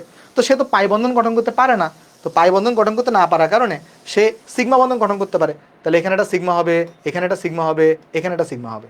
দেখো এইখান থেকে একটা ইলেকট্রন আসবে এর থেকে, যেটাকে সেও শেয়ারিং করবে। এখানে একটা ইলেকট্রন এর থেকে আসবে, যেটাকে এও শেয়ারিং করবে। এখানে একটা ইলেকট্রন এর থেকে আসবে, যেটাকে সে শেয়ারিং করবে। এই কারণে সে কী করবে বলো তো, তিনটা বন্ধন গঠন করে। বুঝতে পারছো নাকি বুঝো নাই? আশা করি বুঝতে পারছো। বুঝতে পারছো? ওকে। এইবার তাহলে দেখো ফসফরাস কি করে, এই যে P4 গঠন করে। এবার আমাকে তুমি বলো তো, প্রতিটা ফসফরাসে কয়টা করে লন পেয়ার থাকবে? আকার কি? আকার হচ্ছে সাইজ। সাইজ বলতেছি, সাইজ। সাইজ, এই আকার, ওই আকার বুঝো নাই? একজন বলতেছে আকার জিনিসটা কি? আকার মানে হচ্ছে সাইজ। আকার মানে হচ্ছে সাইজ। বলো ফসফরাসে কয়টা করে লন পেয়ার থাকবে? ফসফরাসে কয়টা করে লন পেয়ার থাকবে? প্রতিটা ফসফরাসে কয়টা করে লন পেয়ার থাকবে বলো তো দেখি। প্রতিটা ফসফরাসে কয়টা করে লন পেয়ার থাকবে? দেখো ফসফরাসে আমার 5টা ভ্যালেন্স ইলেকট্রন থাকে, তার মধ্যে 3টাকে সে এখানে খরচ করছে। ধরো এই ফসফরাসটা, তার কাছে 5টা কি আছে? 5টা হচ্ছে ভ্যালেন্স ইলেকট্রন আছে। সে এখানে একটা দিছে, দেখো এখানে একটা কন্ট্রিবিউশন করছে, এখানে একটা কন্ট্রিবিউশন করছে, এখানে একটা কন্ট্রিবিউশন করছে। তাহলে তার আরও 2টা রয়ে গেছে, সেই 2টাকে কী করবে? এখানে লন পেয়ার আকারে দিবে। এরও তো 2টা রয়ে গেছে, লন পেয়ার আকারে দিবে। এরও 2টা রয়ে গেছে, লন পেয়ার আকারে দিবে। এরও 2টা রয়ে গেছে, লন পেয়ার আকারে দিবে। বুঝতে পারতেছো? তাহলে যদি বুঝে থাকো বলো তো, এই ফসফরাসের তাহলে সংকরায়নটা কীরকম হবে? এই ফসফরাসের সংকরায়ন কীরকম হবে? তোমাকে আমি পড়াইছি সংকরায়ন কীভাবে বের করে, ওই যে number of sigma bond plus loan pair. তাহলে এখানে নাম্বার অফ সিগমা বন্ড কয়টা? 1টা 2টা 3টা। নাম্বার অফ সিগমা বন্ড 3টা, লন পেয়ার আছে 1টা, তাহলে হবে 4। তাহলে এখানে সংকরায়ন হবে sp3। আর sp3 সংকরায়নে বন্ড অ্যাঙ্গেলটা কত হয় বলো তো? sp3 সংকরায়নে বন্ড অ্যাঙ্গেলটা কত হওয়া উচিত? 109.5 ডিগ্রি হওয়া উচিত। sp3 সংকরায়নে আইডিয়াল বন্ড অ্যাঙ্গেল কত? আইডিয়াল বন্ড অ্যাঙ্গেল হচ্ছে, এটা হচ্ছে আইডিয়াল। আইডিয়াল বন্ড অ্যাঙ্গেল কত? আইডিয়াল বন্ড অ্যাঙ্গেল হচ্ছে 109.5 ডিগ্রি। কিন্তু এখানে তোমার কি মনে হয়, এই যে ধরো এইখানে এখানে একটা যে বন্ড তৈরি হলো, ফসফরাসের মধ্যে এখানে যে বন্ড তৈরি হলো, এই বন্ড অ্যাঙ্গেলটা কত হবে? 109.5 ডিগ্রি। জীবনও হবে এটা। দেখো তো এই যে এই বন্ধনগুলা দেখো, বা এই বন্ধনগুলা দেখো, এগুলোকে 109.5 ডিগ্রি করে হবে? এটা তো আমি একটু আঁকা এদিক ওদিক হয়েছে জন্য দেখে বড় ছোট মনে হচ্ছে। তাহলে এগুলো কি জীবনও বড় হবে? 109.5 ডিগ্রি হবে না। এখানে বন্ড অ্যাঙ্গেল কত করে হয়? 60 ডিগ্রি করে হয়। এখানে বন্ড অ্যাঙ্গেল কত করে হয়? 60 ডিগ্রি করে হয়। এখানে বন্ড অ্যাঙ্গেল কত করে হয়? 60 ডিগ্রি করে হয়। বুঝতে পারতেছো? তাহলে P4 এর মধ্যে ফসফরাসগুলোর মধ্যে যে বন্ড অ্যাঙ্গেল থাকে তার মান কত বলো তো? 60 ডিগ্রি হয়ে থাকে। এটা কি বুঝতে পারছি আমরা সবাই? P4 এর মধ্যে যে বন্ড অ্যাঙ্গেল থাকে, সেই বন্ড অ্যাঙ্গেলটা কত করে হয়? 60 ডিগ্রি করে হয়। এটা কি বুঝতে পারছো? বন্ড অ্যাঙ্গেলটা ইম্পর্টেন্ট। কেন ইম্পর্টেন্ট একটু বলতেছি, দেখো বুঝতে পারছো? আচ্ছা, একটু করে ক্লাসটা একটু 1 ঘন্টা 45 মিনিট নিই, মানে শেষ করে দিই, অন্তত পি ব্লকটা শেষ করে দিই। এখন বন্ড অ্যাঙ্গেলটা দেখো যতক্ষণই লাগুক একটু পি ব্লকটা শেষ করে দিই, কারণ যেন আমরা আগামী ক্লাসে ডি ব্লকটা শুরু করতে পারি। ওকে, দেখো বন্ড অ্যাঙ্গেলটা চিন্তা করে দেখো, 109.5 হচ্ছে আইডিয়াল। মানে কীরকম? 109.5 ডিগ্রি যদি হয় তাহলে সে একদম মানে স্টেবল অবস্থায় থাকে। মানে ধরো ব্যাপারটা কীরকম, যেমন আমাকে বলো তুমি, এই যে এসপি সংকরণ হইলে আইডিয়াল বন্ড অ্যাঙ্গেল কত? 180 ডিগ্রি। sp2 হইলে আইডিয়াল বন্ড অ্যাঙ্গেল কত? 120 ডিগ্রি। তার মানে 120 ডিগ্রিতে হইলে এদের মধ্যে মিনিমাম বিকর্ষণ হয়। যখন sp3 হয় তখন আইডিয়াল বন্ড অ্যাঙ্গেল হচ্ছে 109.5 ডিগ্রি। তার মানে 109.5 ডিগ্রি যদি বন্ড অ্যাঙ্গেল হয় তখন এদের মধ্যে বিকর্ষণটা মিনিমাম হয়। কিন্তু তুমি লক্ষ্য করে দেখো তো, এই জায়গায় বন্ড অ্যাঙ্গেলের মানটা অনেক ছোট করে দিছো না তুমি? এখানে বন্ড অ্যাঙ্গেলের মানটা অনেক ছোট করে দিছো না? মানে যেখানে হওয়ার কথা 109.5 ডিগ্রি, যেখানে হয়েছে কত? 60 ডিগ্রি মাত্র। মানে ব্যাপারটা কীরকম, ধরো আগে সেরকম মুক্তভাবে থাকতে পারতো, এখন তুমি চাপায়ে দিছো, এইভাবে করে চাপায়ে দিছো জিনিসটাকে। তো চাপায়ে দিলে এই যোগটা কখনো স্টেবল হবে? এই যোগটা কখনো স্টেবল হবে না। আচ্ছা বলো তো, একটা তোমরা ফিজিক্সে টার্ম পড়ছিলে কখনো, পীড়ন? তোমরা কি ফিজিক্সে কখনো পীড়ন পড়ছিলা? পীড়ন, ফিজিক্সে তোমরা কি কখনো পীড়ন পড়ছো? পীড়ন পড়ছো। পীড়ন এখানে এইখানে একটা টার্ম আছে, যদি বন্ড অ্যাঙ্গেলের মানটা আইডিয়াল বন্ড অ্যাঙ্গেলের মান থেকে অনেক ছোট হয় বা ছোট হয়ে থাকে, অ্যাকচুয়াল ভ্যালুটা আইডিয়াল থেকে অনেক ছোট হয়ে থাকে, তখন এখানে একটা ঘটনা ঘটে, সেটাকে আমরা বলি বন্ড অ্যাঙ্গেল স্ট্রেইন বা বন্ধন কোণের পীড়ন ঘটে। দেখো আমি তোমাকে ভালো করে বুঝাই বলি, আসো দেখো একটু ভালো করে বুঝাই বলি। দেখো এখানে একটু করে যাই, কেমন? এখানে একটু করে যাই, দেখো এই যে দেখো এখানে একটু করে দেখাই। দেখো এখানে যে বন্ড অ্যাঙ্গেলগুলো তুমি দেখতেছো, এই বন্ড অ্যাঙ্গেলটা কত ডিগ্রি? এখানে 60 ডিগ্রি। আর এই 60 ডিগ্রি হওয়ার কারণে এটা কিন্তু কী হয়ে থাকে, আইডিয়াল কত হওয়া উচিত? আইডিয়ালি 109.5 ডিগ্রি হওয়া উচিত। বাট এখানে অ্যাকচুয়ালি কত হয়েছে? অ্যাকচুয়ালি এখানে হয়েছে 60 ডিগ্রি। তাহলে অ্যাকচুয়াল মানটা, এই মানটা কিন্তু 109.5 থেকে অনেক ছোট। তো যখনই অ্যাকচুয়াল মান থেকে অনেক ছোট হয় তখন এখানে একটা ঘটনা ঘটে, এই বন্ধনগুলোর মধ্যে একটা ঘটনা ঘটে। এই বন্ধনগুলোর মধ্যে তখন বন্ড অ্যাঙ্গেল স্ট্রেইন ঘটে। কি ঘটে? বন্ড অ্যাঙ্গেল স্ট্রেইন ঘটে, বা বন্ধন, এই স্ট্রেইন মানে কি? পীড়ন, মানে বন্ধন কোণের পীড়ন ঘটে। এই পীড়ন ঘটার কারণে এটা কি হয়, একটু সুযোগ পাইলেই সে তাড়াতাড়ি বিক্রিয়া করে ফেলতে চায়, মানে কারণ সে কিন্তু আনস্টেবল হয়। এই বন্ড অ্যাঙ্গেল স্ট্রেনের মান যত বেশি থাকবে, এই P4 কি হয়ে থাকে বলতো, এই জন্য P4টা তত বেশি কি হয়ে থাকে, আনস্টেবল হয়ে থাকে। P4টা খুব তাড়াতাড়ি রিয়াকশন করতে চায়। P4 কিন্তু কি করতে চায়, খুব তাড়াতাড়ি রিয়াকশন করতে চায়।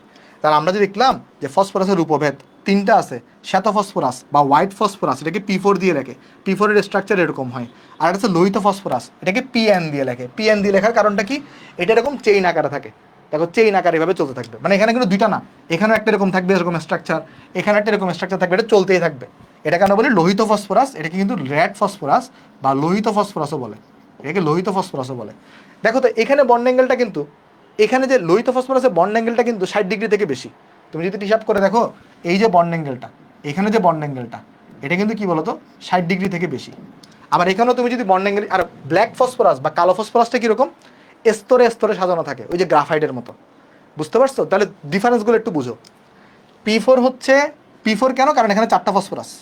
এখানে PN কেন বলে বলো তো, কারণ এখানে N সংখ্যক ফসফরাস থাকে। এটাকেও PN কেন বলে, কারণ এখানে N সংখ্যক ফসফরাস থাকে। যেমন গ্রাফাইটের সংকেত কী হবে, CN, কারণ এখানে N সংখ্যক কার্বন থাকে। হিরোকের সংকেত কী হবে, CN, কারণ এখানে N সংখ্যক কার্বন থাকে। তো সেমভাবে দেখো, এই যে ব্ল্যাক ফসফরাস বা এটাকে আমরা কি বলি, কালো ফসফরাস বলি, এটাও কিন্তু কি থাকে বলতো, স্তরে স্তরে বিন্যস্ত থাকে, স্তরে স্তরে বিন্যস্ত থাকে। যেখানে বন্ড অ্যাঙ্গেলটা তুমি যদি হিসাব করো, এই বন্ড অ্যাঙ্গেলটা কিন্তু কি হবে বলতো, 60 ডিগ্রি থেকে বেশি হবে।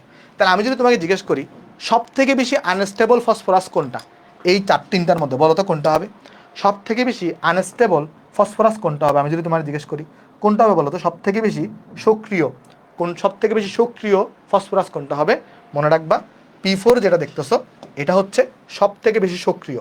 এটা কি, এটা অনেক সময় ইম্পর্টেন্ট জিনিস জিজ্ঞেস করে যে সব থেকে বেশি সক্রিয় তোমার হচ্ছে আমাদের এই যে কোনটা, তাহলে এটা সক্রিয়তা সব থেকে বেশি, এটার যেটা আছে সক্রিয়তা, এটার সক্রিয়তা সব থেকে বেশি, এটা সক্রিয়তা সব থেকে বেশি। আশা করি তুমি এতটুকু এখানে বুঝতে পারছো, আশা করি তুমি এতটুকু এখানে বুঝতে পারছো।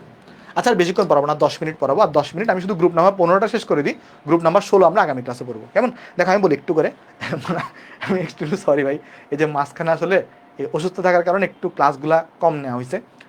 আমি মনে করছিলাম 25টাতে শেষ হয়ে যাবে, মানে চ্যাপ্টারটা একটা লেকচার বেশি লাগবে, 26টা ক্লাস লাগবে, কেমন? মানে আমি মনে করছিলাম যে 25টাতে আমাদের চ্যাপ্টার শেষ হয়ে যাবে, একটা ক্লাস বেশি রাখবে, একটু এটা আমাকে একটু করে মানে মন টন খারাপ করিও না, একটা ক্লাস বেশি, মানে 26টা ক্লাসের মধ্যে আমাদের পুরো চ্যাপ্টার শেষ হয়ে যাবে। আমরা আগামী ক্লাসের শুরুতেই 16, 17, 18 আলোচনা করে ফেলবো, ডি ব্লকের অনেক মানে অর্ধেক অংশ পড়ে ফেলবো, আর বাকি ক্লাসটাতে ডি ব্লকের অর্ধেক অংশ পড়বো, কেমন? আমাদের তাহলে মোটামুটি 26টা ক্লাস এই চ্যাপ্টার শেষ হয়ে যাবে। ওকে, একটা ক্লাস বেশি লাগবে, আমি জন্য এক্সট্রিমলি সরি। আচ্ছা যাই হোক, চলো দেখি একটু করে, এখন চলো আমরা একটু করে দেখার চেষ্টা করি। ধরো তুমি যদি একটা শ্বেত ফসফরাসকে নাও, আমি যদি এখানে একটা শ্বেত ফসফরাসকে যদি নিই, এটা হচ্ছে আমার একটা শ্বেত ফসফরাস, কেমন? এটাকে যদি আমরা কি করি, এটাকে যদি আমরা 250 ডিগ্রি সেলসিয়াস তাপমাত্রায় উত্তপ্ত করি, এটাকে যদি আমরা কি করি 250 ডিগ্রি সেলসিয়াস তাপমাত্রা দিই, ধরা যাক যদি এটাকে আমরা 250 ডিগ্রি সেলসিয়াস তাপমাত্রা দিই, আয়োডিনের মধ্যে চালনা করি, আর মাধ্যম হিসেবে আমরা কার্বন ডাইঅক্সাইড বা নাইট্রোজেনকে রাখি, এটাকে আমরা নিষ্ক্রিয়, এগুলোকে আমরা নিষ্ক্রিয় মাধ্যম হিসেবে রাখবো। নিষ্ক্রিয় মাধ্যম মানে ভালো করে বুঝি, যদি আমরা কি করি, যদি আমরা একটা শ্বেত ফসফরাসকে নিই, নেওয়ার পরে সেটাকে যদি আমরা এই যে একটা নিষ্ক্রিয় মাধ্যমের মধ্যে 250 ডিগ্রি সেলসিয়াস তাপমাত্রায় আয়োডিনের মধ্যে চালনা করি, তাহলে এখান থেকে লোহিত ফসফরাস পাওয়া যায়। এখান থেকে কি পাওয়া যায়, লোহিত ফসফরাস পাওয়া যায়, লোহিত ফসফরাস পাওয়া যাবে। এখান থেকে কি পাওয়া যাবে বলতো, লোহিত ফসফরাস পাওয়া যাবে। আর একইভাবে তুমি যদি লোহিত ফসফরাসকে নাও, তুমি যদি লোহিত ফসফরাসকে নাও, আর তুমি যদি সিম্পল জাস্ট ধরো, প্রথমে আগে কি করলা, প্রথমে আগে তুমি এটাকে এই 500 ডিগ্রি সেলসিয়াস 550 ডিগ্রি সেলসিয়াস তাপমাত্রায় চালনা করছো, কত তাপমাত্রায় চালনা করছো, 550 ডিগ্রি সেলসিয়াস তাপমাত্রায় চালনা করছো আয়োডিন দিয়ে। তাহলে তুমি আগে এখানে ফার্স্টে আগে ফসফরাসের একটা বাষ্প পাবা, আর এরপরে যদি তুমি এই জিনিসটাকে এটার মধ্যে চালনা করো, এবং যদি তুমি এটাকে দ্রুত শীতল করো, যদি তুমি এটাকে কি করো, দ্রুত শীতল করো, তাহলে তুমি এখানে শ্বেত ফসফরাস পাবা, তাহলে তুমি এখানে কি পাবা, শ্বেত ফসফরাস পাবা। তাহলে এটাই হচ্ছে শ্বেত ফসফরাস আর লোহিত ফসফরাসের মধ্যে পারস্পরিক রূপান্তর। এটাই কি, শ্বেত ফসফরাস আর লোহিত ফসফরাসের মধ্যে পারস্পরিক রূপান্তর। ওকে, আচ্ছা, যদি এটা বুঝে থাকি আমরা, আরেকটা দুটো আলোচনা আছে গ্রুপ নাম্বার 15। আচ্ছা, তোমরা কি আমাকে বলো তো, এই জিনিসগুলো তোমরা কখনো পড়ছো যে এরকম এরকম লিখে যে ধরো NCl3 গঠিত হয়, NCl3 গঠিত হয়, কিন্তু NCl5 গঠিত হয় না, NCl5 গঠিত হয় না, অন্যদিকে PCl3 গঠিত হয়, PCl3 গঠিত হয়, আবার PCl5ও কিন্তু কি হতে পারে বলতো, গঠিত হতে পারে। মানে একটা কোয়েশ্চন এরকম জিজ্ঞেস করে যে PCl5 গঠিত হলেও PCl5 গঠিত হলেও NCl5 গঠিত হয় না কেন? NCl5 গঠিত হয় না কেন? 9-10 এটা পড়ো নাই এরকম কেউ থাকার কথা না। 9-10 এটা সবাই পড়ার কথা যে PCl5 গঠিত হলেও NCl5 কেন গঠিত হয় না, এগুলো পড়ছো না সবাই? হ্যাঁ, দেখো আমি যদি রিজনটা একটু এক্সপ্লেন করি, নাইট্রোজেনে কি হবে, নাইট্রোজেনে এরকম থাকে দেখো 1s2, তারপরে তোমার এখানে 2s2, তারপর তোমার এখানে যে 2px1, তারপরে তোমার 2py1, তারপর তোমার এখানে 2pz1। তাহলে এখানে সে সর্বোচ্চ 3টা বন্ড গঠন করতে পারে। নাইট্রোজেন সর্বোচ্চ কি করতে পারে, এখানে ডি অরবিটাল নাই, তাই এখানে অষ্টক সম্প্রসারণ ঘটে না। কিন্তু ফসফরাসে কি হয়, দেখো ফসফরাসে এখানে ফাঁকা ডি অরবিটাল আছে 1s2, তারপর ধরো 2s2, তারপর ধরো 2p6, এরপর ধরো 3s2। যদি এখানে আমি উত্তেজিত করি এটাকে, তাহলে দেখবে এখানে 3s1, এরপরে দেখবে এখানে 3px1, এখানে 3py1, এখানে 3pz1, আর এখানে দেখবে তখন এটা চলে যাবে 3dz2, এর উপর একটা 1 চলে আসবে। তারপরে বাকিগুলো থাকবে যে 3dx2 y2 0, তারপরে ধরো 3dxy 0, তারপরে ধরো 3dyz 0, তারপর ধরো এখানে তোমার 3dzx 0 হয়ে যাবে। তার মানে কি হয়েছে দেখো, এখানে কিন্তু 5টা কি আছে, 5টা বন্ধন গঠন করতে পারে কে, ফসফরাস। তো এখানে PCl5 গঠন হওয়া পসিবল, কিন্তু এখানে সর্বোচ্চ 3টা বন্ধন গঠন হওয়া পসিবল। কারণ এখানে ফাঁকা নাইট্রোজেনে ফাঁকা ডি অরবিটাল নাই। নাইট্রোজেনে ফাঁকা ডি অরবিটাল না থাকার কারণে শুধুমাত্র কি হতে পারে, 3টা এখানে বন্ড ঘটে যেতে পারে। তো এখানে NCl3 পর্যন্ত সম্ভব, কিন্তু ফসফরাসের ক্ষেত্রে 5টা পর্যন্ত কি থাকতে পারে, অযুগ্ম ইলেকট্রন। তাহলে এখানে এই জন্য 5টা বন্ধন ঘটে দিতে পারে, কারণ এখানে ডি অরবিটালের উপস্থিতি আছে। তো এই জিনিসগুলোকে তুমি এভাবে করে একটু এক্সপ্লেন করে দিবা, কেমন? এই জিনিসগুলো এইভাবে একটু এক্সপ্লেন করে দিবা। আচ্ছা, আর 5 মিনিট, শুধু আর 5 মিনিট।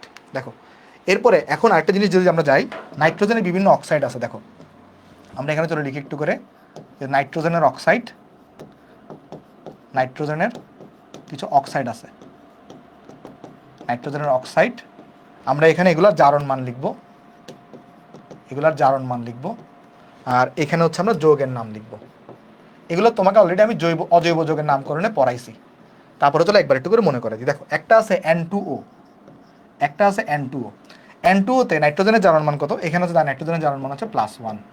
যৌগের নাম আমি পরে লিখতেছি একটু। এরপর দেখো NO, NO-তে নাইট্রোজেনের জারণ মান হচ্ছে +2। তারপর একটা আছে N2O2, এখানেও নাইট্রোজেনের জারণ মান কত হয়, +2 হয়। তারপরে একটা হইতে পারে N2O3, N2O3, এখানে নাইট্রোজেনের জারণ মান হচ্ছে +3।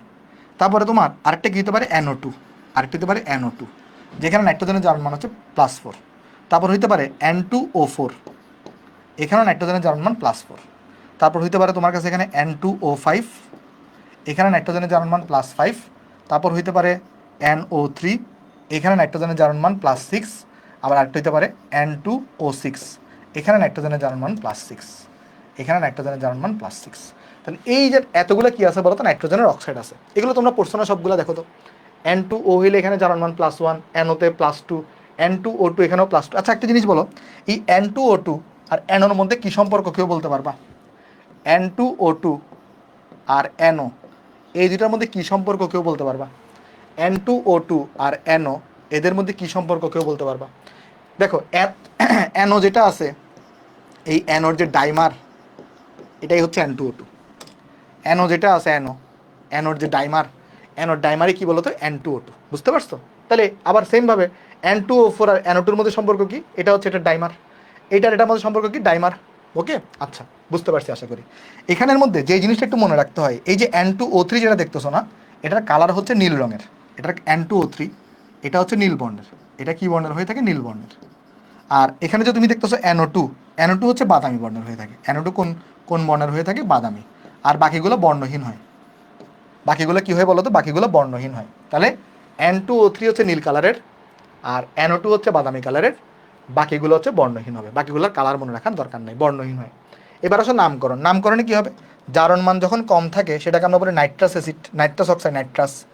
তাহলে এটার নাম হবে নাইট্রাস অক্সাইড। এটার নাম কি, এটার নাম হচ্ছে নাইট্রাস অক্সাইড। আচ্ছা, জারণ মান বেশি হলে কি বলে, এটাকে আমরা বলি নাইট্রিক অক্সাইড, ইক। নাইট্রিক অক্সাইড, এটাকে আমরা বলবো নাইট্রিক অক্সাইড, এটাকে আমরা বলবো নাইট্রিক অক্সাইড। কেমন? Nitric oxide. আচ্ছা, এটাই লাস্ট পিসটা। কেমন? এটা আমাদের লাস্ট পিসটা, আজকে আর পড়াবো না। N2O2, তাহলে এটার নাম কি হবে? Dinitrogen dioxide. যেহেতু দুইটা নাইট্রোজেন, তাহলে এটার নাম হবে ডাইনাইট্রোজেন ডাইঅক্সাইড, ডাইনাইট্রোজেন ডাইঅক্সাইড। ঠিক আছে? তারপর দেখো, তোমার এখানে আছে N2O3, তাহলে এটা কি হবে? ডাইনাইট্রোজেন ট্রাইঅক্সাইড, এটার নাম হবে ডাইনাইট্রোজেন ট্রাইঅক্সাইড, ডাইনাইট্রোজেন ট্রাইঅক্সাইড, এটার নাম হবে ডাইনাইট্রোজেন ট্রাইঅক্সাইড। ঠিক আছে? তারপর দেখো, তারপর আছে এখানে NO2, তাহলে এটার নাম হবে নাইট্রোজেন ডাইঅক্সাইড, তাহলে এটার নাম হচ্ছে নাইট্রোজেন ডাইঅক্সাইড, ডাইঅক্সাইড। তারপর আছে কি N2O2, N2O4, ডাইনাইট্রোজেন, এটার নাম হবে dinitrogen tetra oxide, dinitrogen tetra oxide. Okay, tetra oxide. তারপরে কি আছে বলো? N2O5, তার নাম কি হবে? Dinitrogen penta oxide, dinitrogen penta oxide, penta oxide. আর নামকরণগুলো কিন্তু খুবই সোজা, মানে এখানে মেইনলি ইম্পর্টেন্ট ইনফরমেশন কোনটা? এই যে এই দুইটা ইনফরমেশন আর যার অনুমানগুলো। নামকরণ কিন্তু খুব সোজা। যেমন এটার নাম কি হবে? নাইট্রোজেন ট্রাইঅক্সাইড, তার এটার নাম হবে nitrogen trioxide, nitrogen trioxide, nitrogen. শেষ, আমাদের এই পৃষ্ঠায় লাস্ট পৃষ্ঠা, ট্রাইঅক্সাইড, ট্রাইঅক্সাইড। আর এটার নাম কি হবে? ডাইনাইট্রোজেন হেক্সা অক্সাইড, এটার নাম হবে ডাইনাইট্রোজেন হেক্সা অক্সাইড। শেষ। অনেক ধন্যবাদ এতক্ষণ মনোযোগ দিয়ে ক্লাস করার জন্য। কেমন? আচ্ছা, তা আমাদের আর কিন্তু 2টা ক্লাস লাগবে। ঠিক আছে? এরপরে কিন্তু আমাদের চ্যাপ্টারটা শেষ। তাহলে অনেক ধন্যবাদ এতক্ষণ ক্লাস করার জন্য। আজকে লেকচার তাহলে এতটুকু শেষ। আমরা আগামী ক্লাসে গ্রুপ নাম্বার 15 আর্দ্র বিশ্লেষণ বাকি আছে। এরপরে আমরা গ্রুপ 16, 17, 18 শেষ করে ফেলবো। 16, 17, 18 সোজা, একদম যেটা আসলে সত্যি কথা। 16, 17, 18 সোজা। 15 পর্যন্ত একটু ঝামেলা ছিল, 15 পর্যন্ত জিনিসপত্র বেশি, 16, 17, 18তে তেমন কিছু নাই। কেমন? ওকে, তাহলে সবাই ভালো থাকবা। মেগা এক্সাম কি কোন কোন লেকচারের উপর, আচ্ছা আমি আরেকবার তোমাকে পোস্ট দিয়ে দিব। আর রবিবার তাহলে মেগা এক্সাম 1 হবে। সবাই ভালো থাকবা, দেখা হবে নেক্সট ক্লাসে। যাই তাহলে, আসসালামু আলাইকুম।